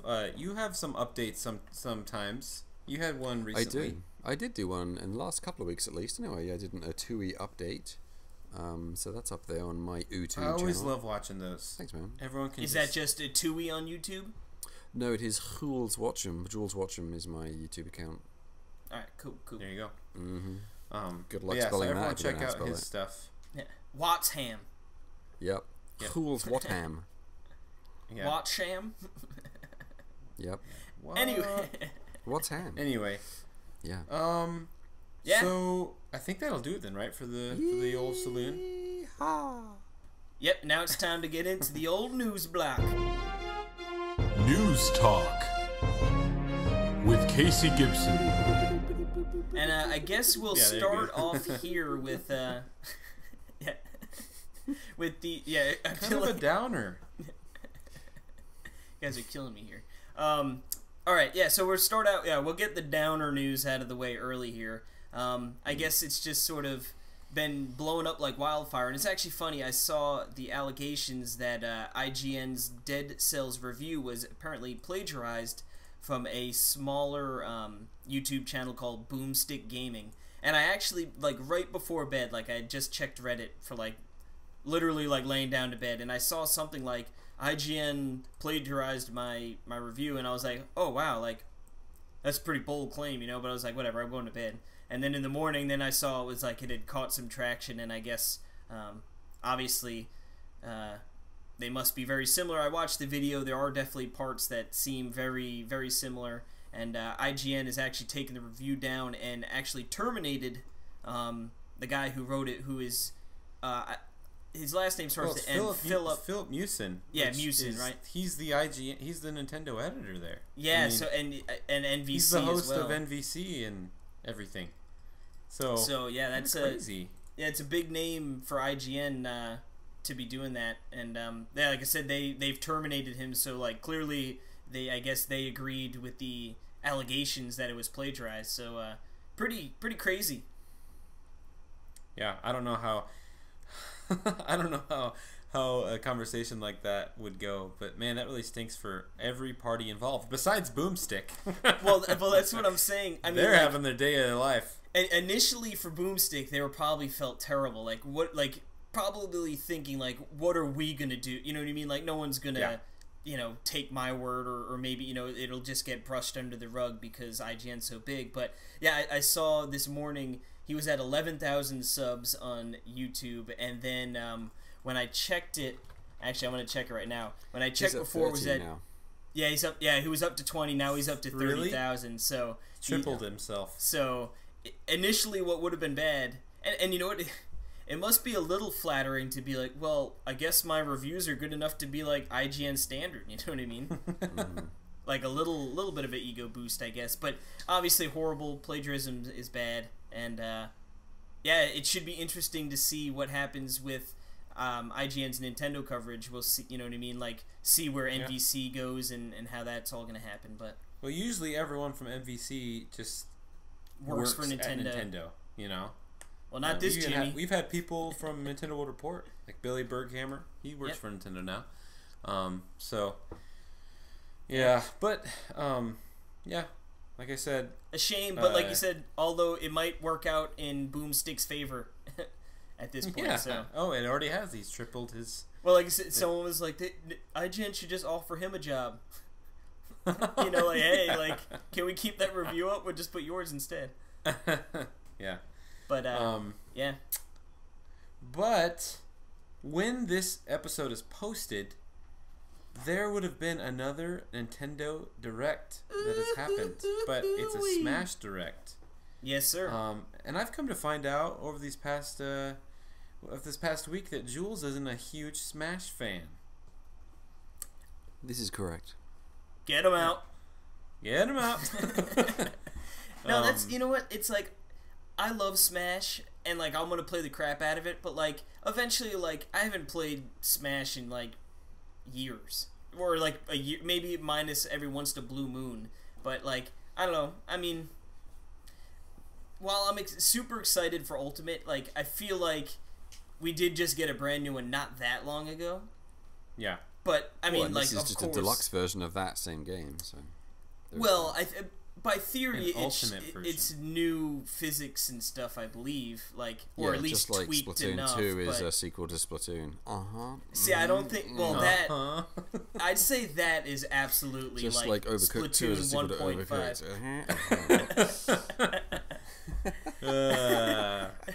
Oh, good times, good times. See, this is good. And times. he can see Jools can dish it out because he released Super Challenge and he didn't call it Meat and Muds 2. Well, yeah, and it really is a sequel. So take that. And it totally is a sequel. Yeah.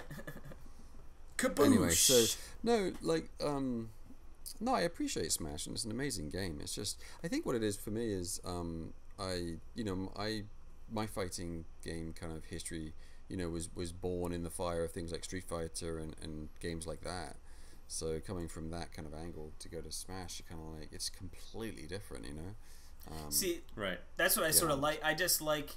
And granted, I should say I've never gotten so into like a Street Fighter or the more traditional 2D fighters. I just feel like it's so limited because like I feel like the field of play is so small that it's just like you got your certain things you can do and that's what you got to work with. Where like Smash is like with all the different levels and areas, you know what I mean? But so many characters. Well, that's because it has to overcompensate for the lame gameplay that they have to make these weird stages. And I'm totally kidding, by the way. I don't even believe that. He's spitting fire tonight.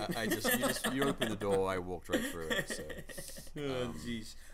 But it was cool. The way they did announce it was at Evo this weekend.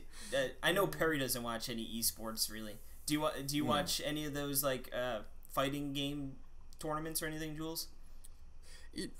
No, but I mean, when I see little snippets of them, I do love to see like the final, like show off between the two like kings. And it's insane. Yeah, I love to see that. It's just I don't even understand what I'm watching. It's just like, wow, what is going on? Yeah, you're right. I do want to say that I'm not really like at all pumped to see anything, to see a Smash Direct. I'm just not. I'm not excited about it. Well, they really. covered so much in the Direct. Too much. That was... So what more could they Direct, possibly yes. have to say? Oh, yeah, we have even more I characters? know. Yeah, no shit. Well, yeah, I think they're going to announce It's just... at least one new... I mean, I think one new character is a lock. But I think... But you know what? The hardcore fans of Smash, like, they eat this up. You know what I mean? Gosh, So it's like... Like, I'm going to watch it tomorrow, and I'm sure I'll get excited. But yeah, it's like I'm not losing sleep over, like, oh my god, I wonder what character is going to be in, you know? I'm specifically introducing... Jules is watching it. Yeah. Introducing... Chicken Wiggle! Max from Spits out his coffee. Hey, can you imagine they just didn't even talk to you about it? Like, you text me, you're like, hey, you should take all that. You're just like, could you erase all that Smash is the best stuff? game ever, right? You remember you recorded that part? Yeah. Delete use that podcast. Anyway, yeah. But no, I have no hate for Smash. I just have no love for it. It's like, gotcha. That's so funny. But yeah, I don't know. I mean, I guess if something crazy substance happens where it's like, oh my god, maybe we'd make like a video and put it up on YouTube. But like you said, it's probably just going to be like a few new characters, and we'll probably just talk about that next week. You know what would pique my interest in that game, and it's probably not going to happen. Please tell me. Is if they went back to the Wii version and actually added a one-player mode, because that was actually pretty cool. Oh, the Subspace Emissary, or whatever it was called. Yeah, I would love that. Yes, that would be cool. That was really clever. Really well done. But I was actually, I was talking again with John, and it's almost one of those things where I bet like they can see like how many people played Smash Run for like a big chunk. You know what I mean? Smash Run. I was gonna say Jools is so good on the 3DS. But it's like, or like what was the one on the Wii U? Like the single play. It was this weird party mode that I had no interest in. I played it once and it was like, what is this? I feel like a lot of those, like they probably look, and I feel like it's probably similar to like Call of Duty, where it's like, oh, you look at it and like, oh, like 5% of the players like play this through. It's just you know not what I mean? worth So the it's effort, just not worth the hassle. Totally, you know? totally. But no, I agree that this is a deluxe version of an existing game, so it's not like they don't have the time and the resources to do it, because it is really just an enhanced version of an existing game. Not that they're not pouring thousands of hours and millions of dollars into it, but it's the kind of perfect storm to do something like that. Or even bring back like the targets. Like those were so much fun in Melee, like the target stages. Yeah. Right. I think they will. Anyway, I think that they're yeah, I think that there will be a lot of stuff. I mean, that's a good point though, Jules. Is that I think there will be single player content. So anyway, let's move on to the fact that Octopath Traveler broke 1 million sales, which was to be expected, I think. Well, I think anytime like a JRPG breaks 1 million sales is always a good thing, you know. It's amazing. At least in my eyes, because it's like to the guy who just gave up on the game. Yeah. Hey, I still bought it. But so you're a gym bot, is what you're trying to say. But you know, it just means that like Square Enix is going to be like, okay, people like these games, like we're going to build more, you know, it's or really make more. Great. Yeah, it's really cool that it did well. It's wonderful to see such a strange game like that be received so well. It's fantastic. With like the most interesting or worst name of all time, potentially, whatever way you want to look at it. Well, that's just part of the course, right? For those kind of games. Better than Bravely Default. And did you know that if you spell out all the characters' names of the eight hero or 8 travelers, it spells out Octopath? Wow. Yeah. Apparently, so yeah. Now, speaking of weird games, Undertale is coming September 15th in Japan. There it is. In Japan. But what's with the... Where's it in America and Europe? I know, it said details to come for the other regions soon. So that's peculiar. So, it's coming physical. And I will be picking it up physically. Because I call this the Axiom Verge game, where I could have picked this up on anything, and I was like, nope, it's gonna come out on Switch, and I'm gonna pick it up on Switch. And then it's like, oh, it's coming physically, I'm gonna pick it up physically. Anyway, have you played it, Jules? I have it on the Vita, I actually got a very, very special box, collector's edition for the Vita. It's really freaking sweet. It's like a really big box. See? It has the little golden heart in the center with it cut out. Yes. I think it's through Fangame, I believe. Jools gets it. Really beautiful. So I've played it a little bit, love it. Life happened, so I couldn't play it anymore, whatever, but I should get back to it. I'll probably get back into it on the Switch, probably. Yep. Really fun, quirky, cute little game. Oh, and I actually even bought a little figurine, which is really expertly crafted, really, really nice. Again, from Fangamer, bought a little figurine of the main character. So yeah, no, I'm a fan. I'm into it. Yeah, I've heard so many good things that it's like it's super quirky. It's one of those games you need to check out. Yeah, it's just it's probably overhyped now, unfortunately, because everyone. But it's such a fun, quirky adventure. It's worth just going in blind and just be like, oh, this is weird. What's going on? And that's how I'm going to be going in. I don't really know anything about it, so. It's got really good music, too. Like, the bits of music I've heard from that game are really cool. Cool. But yeah, moving along. What do we got next, Jules? We have a Crash Bandicoot Insane trilogy continues to clean up in the UK. Actually, I have that on the Swizz Itch. But in the UK, it's the 6th straight week at #1. Can you believe that? I cannot. Those people love them some Crash Bandicoot. I had no idea he was so popular in Europe. They're insane about it over there. Not me. Oh, man. No, I like it. Actually, you know what? It's a really good port. It really is. I got it physical, and I was really impressed by it. Like the gameplay is from my memory is identical to the originals, and it was fun then. Maybe they've improved it. I don't know. Maybe it's sloppier. I have no clue, but it feels fine now. And the visual upgrade though is really impressive. Really beautiful. Yeah, we played this at PAX too at Nintendo's booth, but there was a huge lag. Yeah. Like 2 seconds. Dude, this game is insane. hard. What? That's crazy. There must have been some sort of interference. There was something going on. Yeah, totally. That's weird. The woman there who she had like a foreign like English was her second language, and she was like. Like I was like trying to tell her like, hey, there's like a huge lag on this, so you might want to fix it. And she's like looking at her card of things to say, like this isn't written down here. I don't know what you're talking about. Yeah. There's 3 games included in this collection. I'm sorry, there's no lag feature in this game. I don't know what you're talking about. There's 3 games. Anyway, that was right when Suda51 walked up behind us. That was a lot of fun. We interviewed him. It was fun. But no, I recommend it. Crash. It's a good game. Good trilogy. So that's good. Yeah, I'll pick it up when it's cheap physically. You know. Yeah. Well, the worst is that my girlfriend really likes Crash, so I bought it on PS4, and then a couple months later, I was like, yeah. But that's all right. I wouldn't have wanted to play too much Crash anyway. Right. Yeah. But you do want to play some Valkyria Chronicles 4, which is coming out at the end of September. And guess what? Yes. The demo is live now. It is? Wow. You can preload that sucker too if you really want to. That's amazing. Wow. Boom, if you want to lock in your money so you can't not... hey, I tell you what. I preloaded for the first time Dead Cells because it was like I got $5 off. That was on pre-order for like ever, right? I saw that in the coming soon, like for months. It felt like the Dead Cells. It was like, good lord. Yeah, I don't know. So that's what you got to do. And what was great was like I got to. Normally, I would probably have just downloaded that when I got home tonight.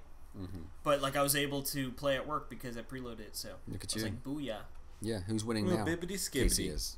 Yep, that's right. Winner. You know who's also winning? People who wanted to play The World Ends With You because it comes out in October 12th to be specific. This was the DS darling. People really love this game back on the DS. I have not played it. It's got a cool art style, and like I said, a lot of people really like it. So, worth checking out maybe. This is what I've heard is a lot of people really like it, and then a lot of people try it and they don't make it through the whole game or something. Like they just. That was me. I don't know. I have it on the DS. I think it's like, oh, this is neat. Quirky. What? Yeah, it's weird. Well, there you go. I have it on the DS. I just never played it. Yeah, I tried it. And I'm like, I don't get it, and I moved on.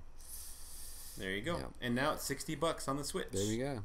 Boom. Yeah, right. Now, this next game I know nothing about. I have it on Vita. Well, tell us about it then. The Windjammers, baby. I have only played it very, very, very minimally. I bought it physically through Limited Run as one of those dealios. Yeah, it's a fun kind of arcadey sport game, you know. It's like a single court, kind of in the vein of kind of like a dodgeball kind of game, you know. You're throwing stuff back and forth. Oh, it's an old Neo Geo game. Yeah, it's neat. Oh, that's weird. Okay, that's cool. Originally released on the Neo Geo in 1994, and also available on the Wii Virtual Console in Japan, which was delisted in 2010. Because that's probably when they were like, we're going to re-release Wait, this we're going to for re-release way this more elsewhere. money. Take it out. Exactly. Yep. But no, it's neat. You know, it's a fun little arcade game, definitely. Cool. Yep. Well, if you're a fighting game fan, like I know Jools is, for Dragon Ball Fighter Z, you know it more I've since found out it's just Dragon Ball Fighters. Or Fighters. Yeah, sorry. Yeah, I guess they Nice space on stylized that that a big fat Z in the end, but That's it's a actually huge just mistake. yeah. Like straight out of like 1990.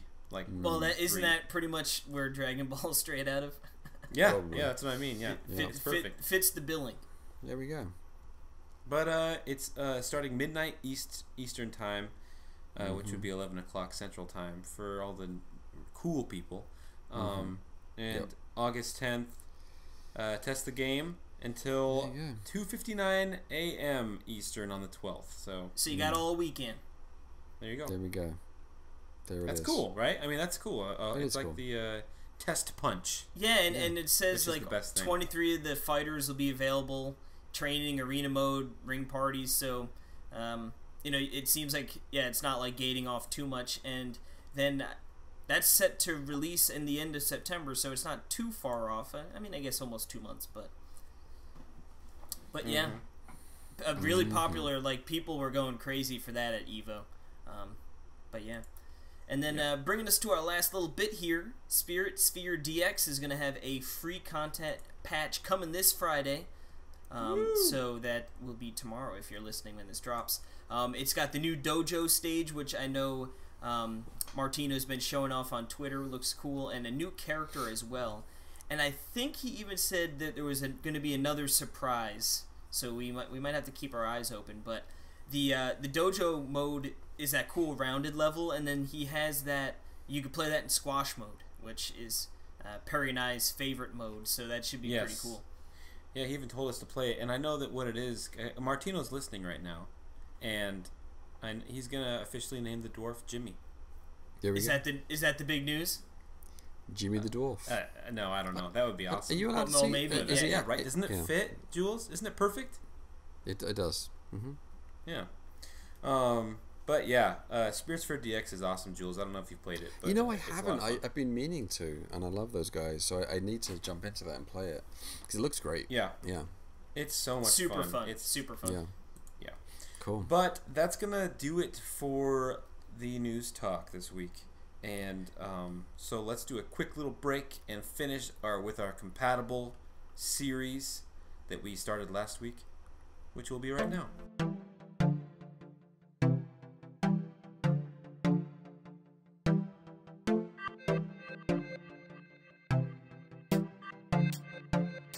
Compatible.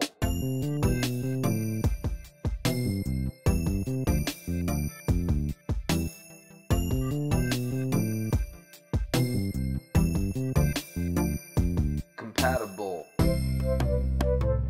Game Boy printer. Alrighty, so we are here with part 2 of our compatible series. Last week we looked at the Game Boy camera, and this week we're going to be looking at the Game Boy printer, sort of the companion piece to the camera. The twin, if you will. Yep, but it had some functionality of its own without the camera. So, but to sort of lay the groundwork here, released in 1998, again, sort of similar with the camera. This was actually discontinued in early 2003. So it 2003. Yeah, so it had its run going. Now, my goodness. Very much like the camera, it is compatible with every Game Boy except for the Micro. It was sold in white, red, yellow, and blue, and it had a special yellow Pokemon version in Japan where the feed button for the paper would actually look like a Pokeball. Oh, nice. Now, these, like I said, it worked in conjunction with the camera, but it also did have some functionality with late game or excuse me, late generation Game Boy and Game Boy Color games. I listed a couple there, Perry. So Donkey Kong Country for the Game Boy Color, which was different from Donkey Kong Land, which I love. Yeah, it's just confusing. Yeah. And then Link's Awakening DX, I know that you can there's that feature that you can go and get pictures and then print them out, right? Yeah, there was something in there. You walk around there's someone a cabin somewhere, and you can get these really cool big pixely pictures and stuff. Apparently Mary Kate and Ashley Pocket Planner was that you got to print out your plans for the week. Oh my goodness, it's amazing. And the one I really, really remember is Super Mario Deluxe. That was a really big game, the Game Boy printer enhanced game, where you could print out all your little pixely characters. So, actually, funnily enough, funny thing about that, I had that game on my. I have the Game Boy Super Mario Deluxe. And I would pause it on there, and I made some WarioWare DIY games, using that those little screenshots in that game, which is funny. That's I copied off of it, is what I'm trying to say. Anyway, but then a bunch of Pokemon games also used the printer. Total of 37 titles. Yeah, it's sort of interesting too, because this would actually work with the original Game Boy, but then you would need to have the Game Boy to Game Boy Color cable adapter. And it's funny, you see you look at pictures and you just see all these wires and adapters and stuff. Yeah. If it was any other one, you would just use your standard Game Boy Color cable. And then of course it had a special bit of paper. It was a 3.8 centimeter wide thermal paper, and I guess the official one came with adhesive backing, so you can make cute little stickers. That's cool. They did boast up to 180 pictures per roll, but they were dirty lying son of a guns, because the math just doesn't add up, Perry. It never does. So it looks like it was more like 118 pictures per roll, because each picture was about 2.3 centimeters high, and there was a margin of 0.5 above and below. So I guess, Jools, when you crunch the numbers, it's just... imagine, I feel it does not add up. It just ain't, that boy ain't right. Yeah. Because they didn't account for the margin then. They didn't. I think is what. Yeah, naughty. Probably. If you stack all the disappointing. Pictures, yeah. And it runs on 6 AA batteries. Once again, sponsored by Duracell. I wonder how long that lasted. Were you running? If you were printing out pictures a lot, if you're just running through those in 3 days flat. Mom, I already blew through my 180 pictures and my 6 batteries. Yeah, so, Jules, I don't know if you knew this, but the Game Boy camera was at once the Guinness Book World Record's smallest camera. Smallest digital camera, awesome. Yeah. Wow. Isn't that great? So, and there's also a time-lapse mode in it, and I was thinking it's oh man, I bet Duracell and Energizer loved that mode to have the Game Boy using. So, and then... But with this one, now apparently the paper is hard to find for the printer, which you assume so. There's probably going to be a Kickstarter of someone who's who's making more. We're bringing back the adhesive 3.8 centimeter thermal paper with adhesive backing. We need the adhesive backing, people. And there's the guy, the interview, the video, and they're yeah, we really have a passion. We really want to get this, so we get that adhesive backing. They're it's the year 2018. We want adhesive backings. Yep. And you bet they'll be posting 180 pictures per roll as well. Oh my god, I know. yeah. And Casey would be math doesn't add up. Yeah. The math doesn't add up. Yeah, this ain't right. Now, I never had one of these. My friend did. I never had one. Did you have one, Jules? I did not. Casey? Nope, I did not have one either. So yeah, it stinks because I it's such a quirky, it's the Labo of 1998. But even weirder. Totally. It's such a strange, quirky thing that they made. Yeah. It's strange to think about. It's so Nintendo, right? I mean, it's so Nintendo. Well, Yeah. when we were talking Crazy. last week with the camera, how like even the camera was sort of an interesting idea, but then like if you think about it with the with the DSIs and the 3DSs, it's like it seems like they've always wanted cameras to be part of their handheld, like obviously even dating back to the Game Boy. So it's sort of interesting to like be like, well, it sort of makes sense because it eventually got to where it was just in the unit, standalone. Too bad the 3DS doesn't have a little printer attached to it. Well, man, just think about ahead of its time. I mean, like before cell phones had cameras where you have all these editing software to make funny pictures. I mean, Nintendo was doing it in '98 when you could take pictures of yourself with your Game Boy. Yeah. Even though super limited, but you could still do it, and then like put funny backgrounds and do weird things and have really scary images pop up when you're playing the games. Apparently, so. I just, That's so this weird. is so quirky. It's Nintendo at its finest to me. I like for quirkiness. But I really want to track one. I haven't even like seen one like on Craigslist ever. I think they're kind of rare, but they can't be that expensive. Right? We've looked it up. Oh, yeah, I was looking. The printer, there's one $30 best offer. Yeah. There's one at $24 buy it now. Wow, that's actually not bad considering. Jeez. Yeah, 27 no bids on that one. So I think the camera is cheaper than the printer. Yeah. You got like a whole set here. This is batteries with the printer, camera, and the Game Boy with the cable for $75 or best offer. The whole kit and caboodle, including actually the same. I had the green Game Boy Pocket growing up. That was my Game Boy. Oh, really? Yep. Good old And look at Pocket. this. I They never even had have the Pocket. matching green camera. Very fancy nice. schmancy. For $78. 75 or best offer. Bargain. Oh, I'm gonna offer them Free shipping. 72. I'll give you 3. Yeah. But yeah, well, yeah. pretty cool. Like I said, it's always just these compatible segments. We always like going and looking at like the weird little things. Like I said, my favorite one is still the e-reader. I remember saving up for that sucker and using it for Animal Crossing. Oh yeah. It sounds like so much fun. I loved all of the different systems going. I mean, even this now, it's like, okay, you got to get the Game Boy, you got to get the printer and the camera, and they all work together with the new games coming out. So boom, there's 4 purchases right Boom. there that work Done. together. Win.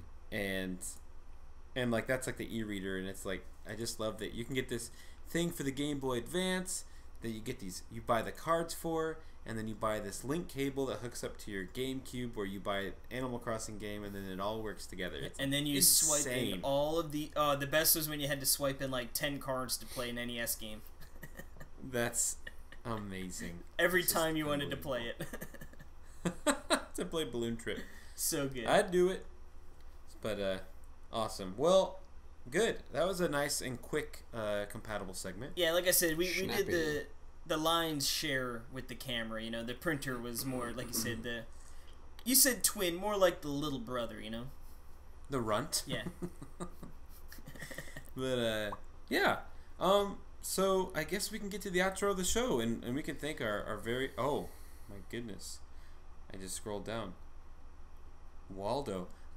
Yes, we forgot sorry, to that mention completely during threw me off. the saloon. Oh, okay. Why don't we? Yeah. Why don't you go ahead and mention that right now? Yeah, well, it's way overdue, and I take full responsibility of being a turd and having a bunch of stuff going on. So I lost the E3 bet. Technicalities I think were a part of it, but we give it to Perry when he, that man needed a W, and I'm happy to oblige. So my punishment So was Jools, last year we took a bet, and I lost, and I had to play Corey in the house on DS and talk about it on the show. Oh wow. So this year we had the E3 bet, predictions bet, and Casey lost. There might have been a few technicalities, but W's a W, and he had to review Where's Waldo and do a video review of the NES Where's Waldo game. Fantastic. arguably Bethesda's best game. But Yeah. But yeah, so I've got the video review up on, it's going to be going up on Nintendo World Port TV. Of course, we have the link in the description for anyone using the podcast app or whatever. But yeah, that'll be up there. So I finally paid the piper. It's amazing. Good job, Case. How long is the review? roughly? It's not too long. I think it's like 3.5 or 4 minutes. Oh, okay. So that's just Yeah. a fun bite-size It's pretty entertainment. funny. Yeah, piece. nice brisk. Yeah, It's meant to be really funny. That's like, great. That's like awesome. judging it based off like modern standards. Today's standards, right?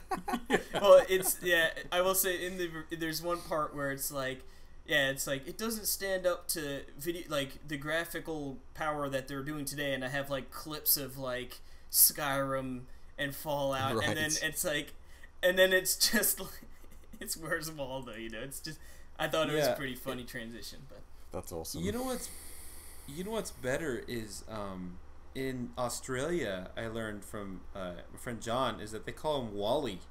Where's way. Wally? Where's Wally? Really? Is that how it is in England? No, it's Waldo for sure. Okay. Yeah, interesting. Yeah, I like Wally. You learn something new every day. Yeah, Good Wally's fun. old Wally. Where's Wally? But, I don't know. Lost on the Barbie, maybe. She put a shrimp on it. Silly Wally. was that Wally in the bush over there? Yeah. And no, it was probably That's just a wallaby. wallaby. Yeah. Where's Wallaby? Yeah. Yeah, exactly. That Right. Wally just makes so much That's sense. so Yeah, it good. does. Yep. But Jules, Yeah. thank you so much for coming Thank on. you for having me Talking on. about some. Yes. Yeah, man, it's so much fun. It's always a always pleasure. good to have you on. It really is. You are just a delight. You guys are the delight. You guys. It's you No. guys. No. You I'm just stop here. that. It's you. It's No. all you. But yeah, thanks for coming on. Yeah, man. Thanks, please. dude. So there's lots of games that are very So quality, many cool games. games to. I mean, everyone to should buy all of my games because they're. Yep. That'd be great. Mm-hmm. They're awesome. Right. Buy them on. So yes, you can get Dementium on the DS, and Yeah, you get Dimension on the DS. You can get ATV Wild Ride on the DS. Yep, you can Face get, Face Racers. actually Plenty get on the Panic. Wii U. Planet Crashes on the 3DS, which we'll see no residuals 3DS. from. Yep. Face Races will also see no residuals from that, so definitely get that one on the 3DS. Are you serious? Well, that's yeah, funny. because Okay. we don't own it. The publisher, it was their game. Gotcha, so we just gotcha, made it gotcha. for them. But no, we have But, Mutant Mods Collection. no. We have Zeo Drifter. We have Totes the Goat. And I'm Soccer forgetting- Slammers. Soccer Slammers, of course, is the most recent one. Yeah. So we have Soccer Slammers. So we have Yes. 4 titles on the Switch and many more to come, ranging from Yeah, $4.99 all the way up to $14.99. So a Boom. price to fit. Including one of my favorite games of all time, which is Chicken Wiggle. Swaggle. Chicken Which, Swaggle. which It's on was the 3DS. successfully funded Definitely- on Kickstarter. Yeah, definitely worth getting on the 3DS if you're a 3DS fan. It's actually really an yes. amazing fit for the 3DS. It was designed specifically for it, and now we're adapting it for the Switch, thanks to the Kickstarter campaign. With Those amazing HD graphics artwork. look nice. Dude, they do, right? Yeah, my Oh, friend yeah. Michael is making those, and they're really beautiful. And we're having the soundtrack redone by super talented musicians, one of them being Grant Kirkhope, and some other people to be revealed in the near future. Cheeky wink, cheeky wink. Cheeky biscuits over Cheeky here. biscuits in his house. Biscuits and buns. What are we doing this so- episode? Yeah, man, all kinds of fun stuff going on. So, yeah, man. Oh, yeah. So if you want to check out my stuff, it's all on atooi.com. So it's ATOOI.com. Everything is there. Everything. Games. Yes. That's the Twitter hub. links, the whole That's shebang. all things You can Jools buy and Two. toys even. You can buy toys. You can. It's all kinds of good stuff. Oh, awesome. Mm. Well, cool. Everyone go do that. And thank you so much, everyone, for listening. Next week is episode 100. Woo! Holy See, moly! believe it. Triple digits. Triple digits, baby.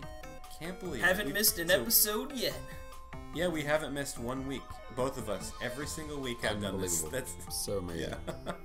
Love Yeah, we're gonna have a special guest, Johnny Metz, on next week. good old We Johnny haven't had him Metz. on. He's kind of the reason that we do podcasting. Yeah, yeah. He's like the father of podcasting with Radio Free Nintendo. Would that make him the podcaster? Or the Yes. podfather. Sorry, I messed Podfather. that up. The He's podfather. Yeah. podfather. Sorry, not the He podcaster. totally is. He's the yes. podfather. The Podfather. so- You can edit that out, right, Casey? Cool. Yeah. Well, I can't. Perry can though. I will. Well, it won't happen. I'm editing. Well, I guess have I get all the final power. one. I need to. I'm gonna edit over Pepsi after Perry hands it off. There we to go. me. Exactly. Pepsi. But it'll be my voice, like, trying to do Jools's. Exactly. Well, my favorite drink is Pepsi. Yeah. An icy cold And I Pepsi love Cola. drinking Pepsi. It's like in on a The nice cold Simpsons, drink. like Mr. Black. Yeah, Yeah. I love Mr. that. Black. That's awesome.